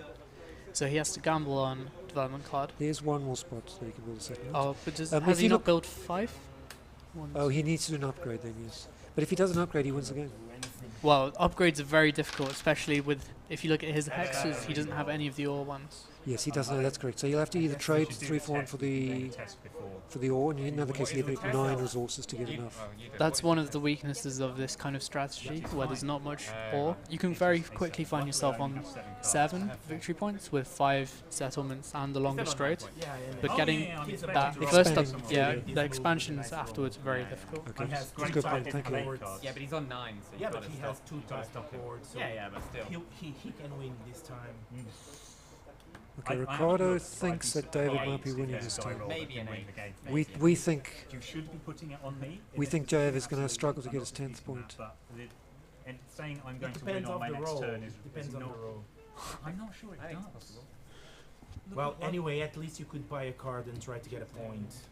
That is true. It is likely I can try and buy a card, but I'm not very It's good that unlikely it's to be able like you to. can try. I have no access to rocks, so building a city is hard, and I've got all the 5 settlements on. So let's Yeah, see, yeah, there's how many face-up development cards? I see Kelda's got 3 knights, James has got 1 yes, knight, that's and did Ricardo have 1 card as well? Ricardo's got 1 face down card and he played, One I face up. think, resources or... And we Flank. believe that card face My road only gets down is a victory point. Yeah, he hasn't played it for a very long time. And which does suggests it Kelda must also be- have that victory point there? So maybe there's 3 remaining in the deck. Yeah, and I got. How many victory points are there in total, Ankush? There are 5 victory points in the deck out of 25 cards. So in the development card pack you get a variety of different types of cards. One of Yeah. them is a soldier. Okay, we just got... I don't have any. Oh, Year of Plenty. So what Kelda's just played is the Year of Plenty, I think it's got. So everybody must give her I all. like that move. Oh no, she played the Monopoly. The Monopoly, rather. So that's a great card. She suddenly found herself with a lot of lumber. And what's she going to do with it? Ah, settlement. Great. So Kelda finds, if that's a victory point card, she finds herself on 1, 2, 3, 4, 5, 6 points, plus the longest largest army, 8 points. She's on 8 points. That's a pretty good showing. That's pretty good for... One of the things that happened earlier, Ankush, is that she had this road for a long time at the spot where David has built his settlement, the 6, 11, 12 spot. And she didn't block David, neither blocked David nor extended it to allow herself to expand down towards the sheep port. When Demis was here earlier, he thought that was a clear mistake. Okay. 6. 6, right. I can be really Kelda immediately scores from that build on the settlement, gets 4 sheep. Come on, sheep. Oh, in fact, she gets 5 sheep because she has a city in it. She really needed that sheep port. However, she conquered it now. What else can I do? Right, so David isn't able to win the game immediately. If he were able to win it, he would just play his... Well, one might think that, but Ricardo has a different style of victory. How's that? Often he likes to give a little speech before he Oh. declares victory. Like the villain in the Bond movie likes to talk to Bond. He likes that showmanship Yes. aspect. It's a Is bit- Ricardo like the villain in the Bond movies? I'm not sure. So it's probably worth it, partly because if I draw the 9, Okay. So that was Catan just coming briefly into shot, grabbing his laptop. I think in the previous round he gave a little speech after his victory, and one of the other contestants, they had something to say about that. Chris, I think he's going to end up coming fourth. Okay. What did Chris say? Like, it's unclear what the etiquette is about. For instance, in a game like poker, if you had the winning hand but you didn't show anyone until, if you like did a bit of showmanship before declaring it, that would be considered a slow roll, and it's very it's a little frowned upon. it's very unethical in poker. But maybe in settlers it's more allowed. But we don't know what the line is. I personally, I would find that a little bit of rubbing your nose in it. It is kind of, Yeah. but he does it in a good spirit. Ricardo is a great guy, so we let him off. 1, 2, 4. So you've got 8 on the board. Okay, now Kelda suddenly found herself with a fistful of sheep. She rolled another 6 there. So if she's able to hold on to those sheep until the trading phase, she may be able to do something interesting. Yeah, good. Too late. Yeah, too late. I expect so. So Ricardo now suddenly finds himself on 4, 5, 6 points. We suspect that's a hidden victory point. Mm. 2, that gives Kelda at least some wood. And 3 for me. Wow, good for Ricardo. Are we going to see a sudden dark horse from Ricardo here doing well? He's very capable of coming back. He's a great player at this game, and he did win, as we keep pointing out, two times. He won last year and in 2016. Right, Kelda's going to trade that sheep. She's going to have to get rid of that fistful of sheep. She doesn't need. She's very little limited space to build. Can we even find a spot for her to build? She can't. You're not allowed to in settlers. You're not allowed to build past someone's settlement. So I think she can't. She's going to have to go for upgrades. I only have sheep, so No, there's no spots, isn't there? So we're sitting in a situation here where Kelda is not able to build any new settlements. But she's just buying development cards, I believe. Or maybe that's the city for her. I think it is. Yeah, so she's upgrading now to a city, Yeah. a stream expensive That's what city. Ricardo says. I think it costs 13 resources. She had to get rid of them, otherwise I mean, she'd it get was a smart move, Yeah, definitely. smart move, yeah. All right, and she's doubling up on that 6 again. That's good. Does that put her on 9 points? Is that 1, correct? 2, 3, 4, 5, 6, 7, 8. Potentially 9 with that victory Potentially point. 9. Wow, we're sitting on 2 people and potentially on 9. Kelda James, could come and sneak Dave, through with this victory. Dennis thought that Again, James was going to walk Oh, us. yeah. 1, 2, 3, 4, 5, 6, 7, 8. James is on 8. So if he can sneak the longest road card somehow. It's very, very close. Ricardo's Yeah. 1, 2, 3, Somebody's 4, gonna win 5, soon. 6, potentially Let's 7. get this bit. I've got this Wow, one who's being- what a finish. I have no cards. Oh, well, that helps. It's unlikely I'm going to do much. And you've only got 1 card, but it doesn't- Settlers it can doesn't often really happen matter like this, where the player in last place, they don't get picked on, and then they gain some momentum. Sneak through the Because gate. everyone else is trying to stop the winner, and they get a free ride. Now Kelda's trying to, looking at body language, she's better space, making but small moves. In my opinion, that's a she's useful thing. trying to stay out of everyone's eye, which is a smart move from her, I think. I wonder if people have realised she's on 9, because Yeah, no one's mentioned it. No, I think Well, we that's have. not I think we. I think Kelda's in Not a enough. great position. Shouldn't have bought the card last time. If she gets a couple of 6s in the next Oh, then roll, you she probably might still just be been on able to do the another eight, so upgrade. I still wouldn't have won. Okay, so Right. Now David's going to see if he can get that 10th point. Now David's going to try to get hold of some ore, but nobody will give him all. I think his only shot is to gamble for that victory point. so that's a rock. Oh, he's got the sheep pot, of course. So he's going to buy development. He's going to buy, and has he got it? Has he got it? Nope. Okay, so he's told everyone he has not got the victory point, so the game continues. If you look at his face, he's a little bit frustrated, but that's part of the game. 8. Oh, that's very good for David. So if he can survive to the next round, he'll have a fistful of wheat. And that gave whites a bunch of rocks, so that's Ricardo. Okay. Ricardo is on 7 points potentially.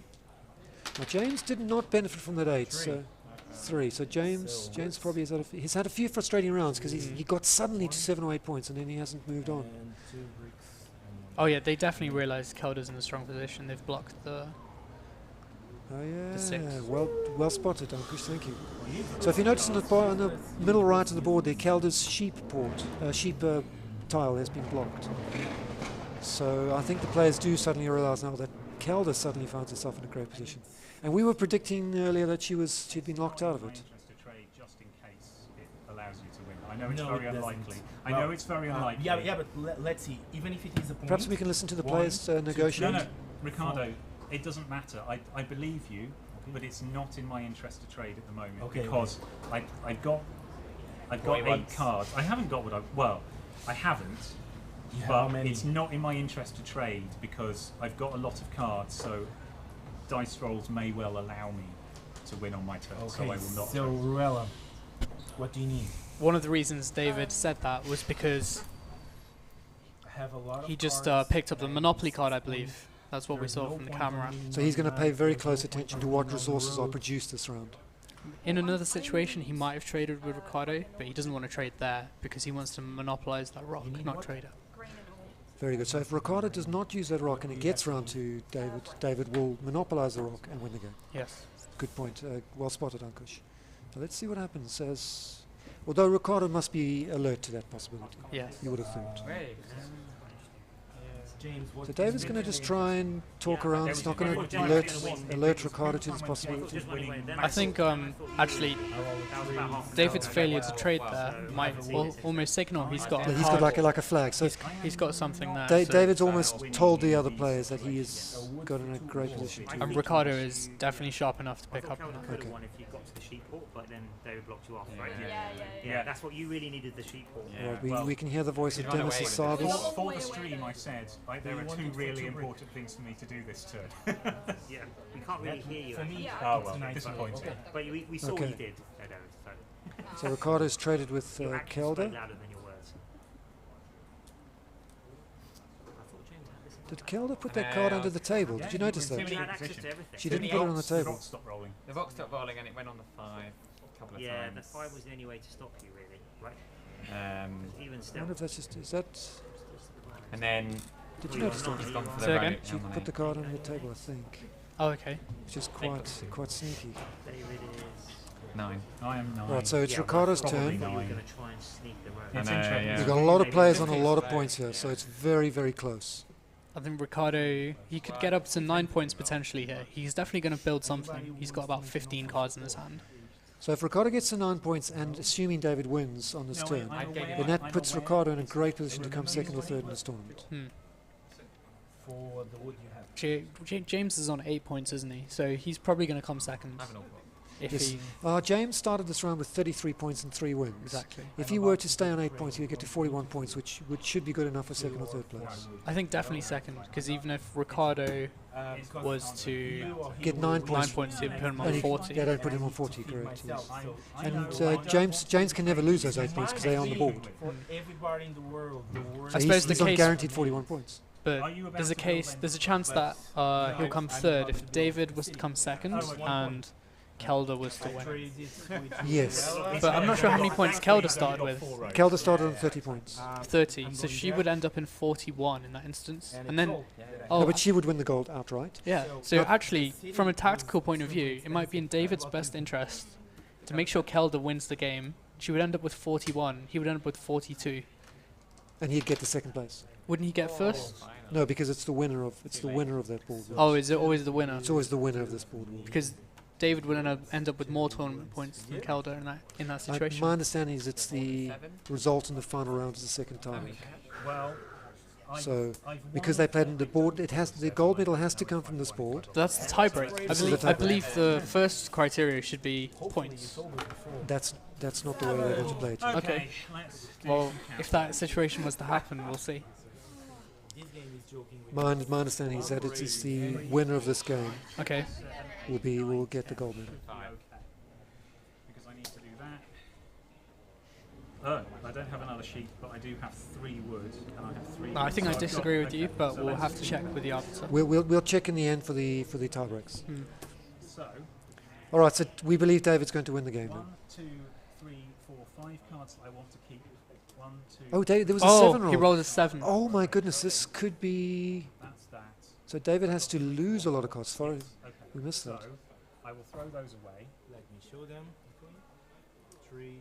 Yeah, plenty. It is here plenty.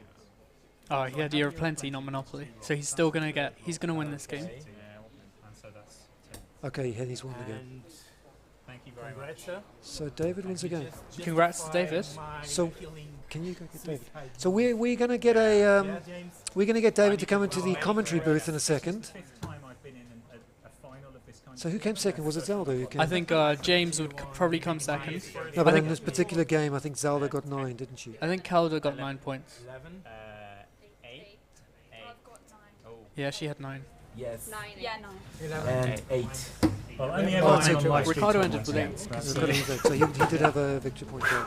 So Ricardo ends Yeah, I up was with going to go 39 for Rose, but points. it's I too don't know what risky. happened to you. James I don't know ends what up happened. with I just didn't pick up. 41 points. Yeah. So I'm on the Kelda double Kelda 10 and ends double up 9. with 39. So when they Oh, come yeah, up, they they don't come up roll. big. When they don't come up, they don't With come up. Bad my result for me. start, Yeah. I'm I would have liked to extremely see proud lower of scores. what I've done. There you You go. are a I good think I've player. come Well, you're 6th. very, very James good gets player. very strong Yeah, you had a very important second place You were with I guess, 104 one of you. Pentamine points. So James is last year's Pentamine winner, and he's had a fantastic start to this tournament. This is the first tournament of the Mind Sports Olympiad 2018.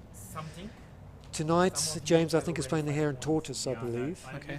and So may have an I opportunity remember to even extend his lead. I'm not sure if we'll get a Pentamind update during this live show, but hopefully tonight we'll give you the results of today's Well, no, tournament. the six was more to your advantage. At some point, we're going to hopefully get David to come give us. However, I wasn't so. Let's just listen to the players. With these cards, Yeah, I extremely came back Yeah, from absolutely. behind. Yeah. So it When allows you- me to bring me back When in you the played game. that, it was suddenly anyone's game. So picking 2 cards, 1 point in the mono. Okay. If you managed to build here, you probably win. Yeah. Yeah. I assume Yeah. there wasn't any opportunity to do I it. know. My name's Chris, by the way. James. Well Okay, played, so- everyone. Really interesting Yeah, game. good game.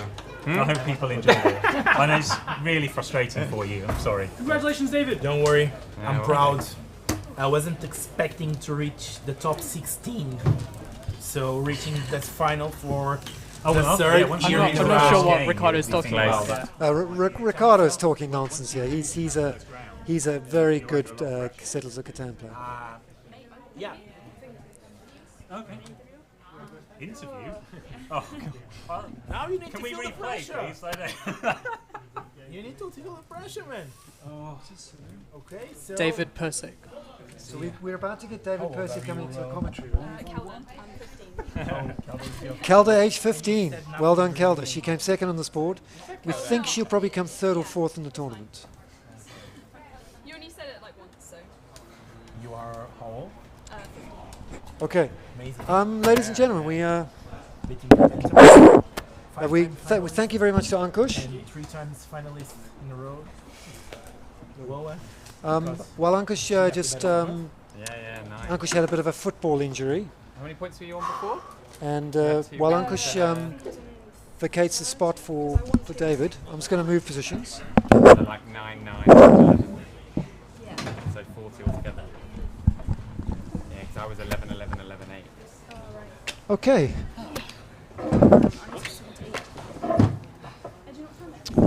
Now it's Yeah, almost. She could almost get longest road. Did you guys know she was on 9? Yeah. Okay. We couldn't tell from the commentary box. Oh right, it was more that she was almost. She could almost build 3 roads at the end and win, but she didn't quite have enough sheep to churn into brick and wood. You still got very good Pentamine. You came second for 104 points.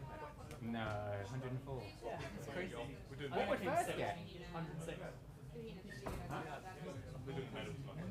Okay, brilliant. I think I came 6th.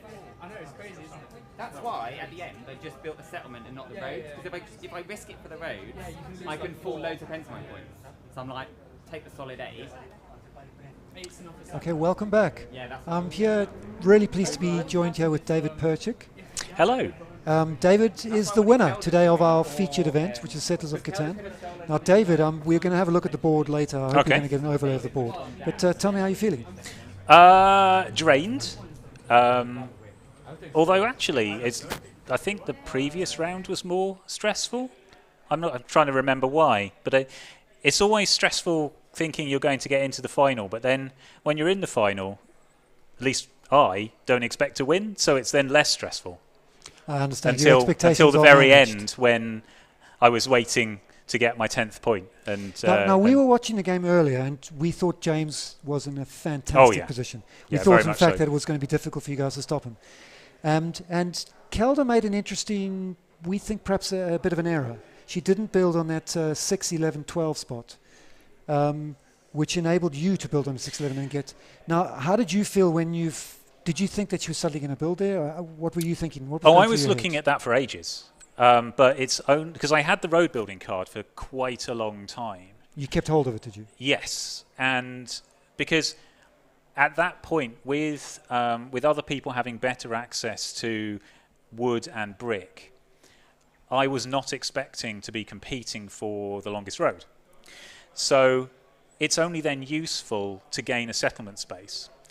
So then I'm looking for opportunities, and I don't know what her cards were, so I don't know whether she could ever have built there. But I agree, in terms of me winning, that's the key moment, because once I've built that, I now have, well, it turns out, access to the sheep port later on. But I'm competitive on sixes, because before that point she was doing so well on sixes that it was going to make a big difference. As you say, we thought James was going to win, but the person who was competing was her. Yeah. One of the things that seemed key in that phase of the game was that if Kelda was able to get to the sheep port on the edge of the sea, that would have perhaps given her a very strong position. I'm not sure she was thinking that far ahead. It was a long way away. It was. And it was difficult to build roads. Longest road was only 6 at the end, which is quite short. That is a very short road. Typically it's around about 10, 11 points. 10, 11 roads.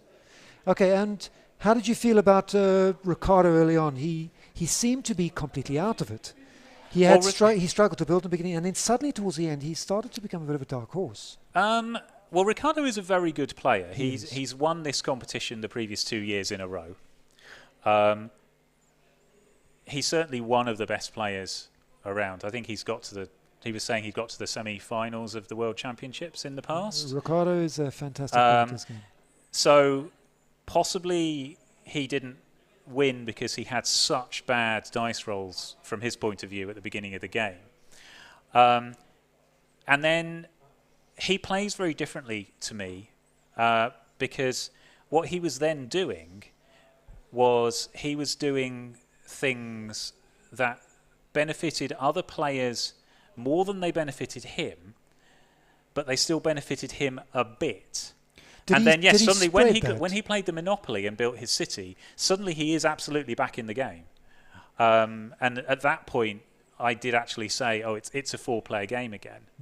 Because at that point, I think any of the 4 of us could have won. Yes. In fact, Kelda at the end was sitting on 9 points.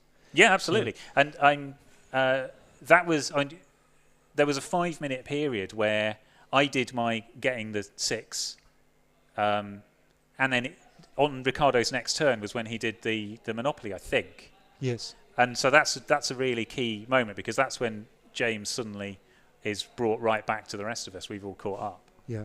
I mean, there was a time there where James seemed to be running away with it, and then he sort of stalled, as the rest of you players seemed to. Now, one of the strategies in this game is to try to identify who is leading the board, and try to also communicate to the other players. What's your strategy to try and get other players to give you favourable trades? I don't do that. That's not my skill set. So there are many, many people who are better at the trading than me. About the best I can do is I set up so that I was hopefully going to have wheat when other people didn't. Yes, and wheat so was a key resource. The only thing I do in terms of the favourable trading is try to have things that only I've got so that I can sell them at a premium. That's about the most I could, because I know lots of people who play this and Monopoly, which is very much a trading game. I'm not a Monopoly player. I'm more about the tactics of the board position and things like that 2 roads and building the settlement on the sheep space. That's more the area where I'm good. Okay, just returning to the Pentamind as such. You here for the whole? Are you here for the whole week, David? Sorry? Are you here for the whole week, David? I don't really enter anything. I'd sometimes enter the poker, but I live in London, so are you tempted to probably return for some not more? going to try anything else. Okay. So this is the game that I'm best at in terms of these kinds of games. Okay. I've been playing Settlers since it came out in 1995. because I was at university at the time. So I've played it a lot. And most other games I have not played as much, certainly not competitively.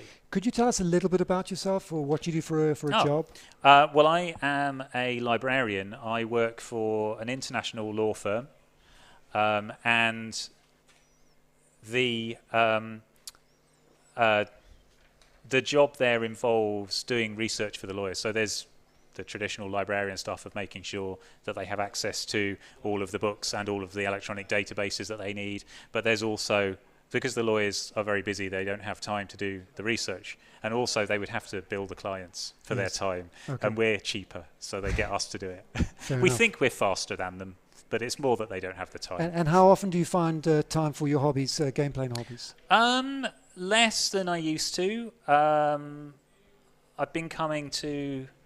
I've been trying to think whether I attended the first ever MSO in '97, I think it was. I probably did. But I certainly haven't attended every year. But I've come here the last 2 or 3 years. I think I got to the final 2 years ago, actually, of the Settlers. And Ricardo beat me. So Nice to get revenge. Yeah, well, no, revenge isn't quite the right word. But, yeah, I feel very happy to have won. Now, do we have an update on who came second and third in the tournament? We believe James came second. And we believe I thought Ella would have come second because did she have a victory point card? She came ninth on the board, but in terms of the whole tournament, the tiebreaks. Oh, points total, yes, because James had 3 wins. Okay, we've just had the confirmation. Oh, there we go. So thank you very much. So we. Oh, Kelda, sorry. So if we start from Ricardo rather, Ricardo started the top board with 31 points, and because of his 8 points, it becomes 39. He ended up coming fourth. Kelda gets the bronze medal. 15 years old. Fantastic result for Kelda. She played very well. She did. And I assume, based on 2 wins, she played very well all day. She has only played well in the final. Fantastic for Kelda. James Heppell, he's the Pentamine champion from last year. And because of the 1.08 multiplier and the second position in this large tournament, James is going to walk away with 104 Pentamine points for this. That's very good. And then on top spot, with 4 wins out of 4, tough to do with this field, we have David Percik. Thank you. Well, I mean, you sort of have to win at least 2 to get into the final. So someone was going to win with at least 3 wins. But yeah, I played well. I had some luck. That's how you win. Okay. So we're going to wrap it up now. I just want to say thanks again to David. Hopefully we'll see you later in the week for some of the other tournaments. Thank you. Tonight we're going to be watching the Hare and Tortoise, and we're going to be offline until 8 o'clock this evening. That's 8 o'clock British summer time, so you need to get your time zones sorted out.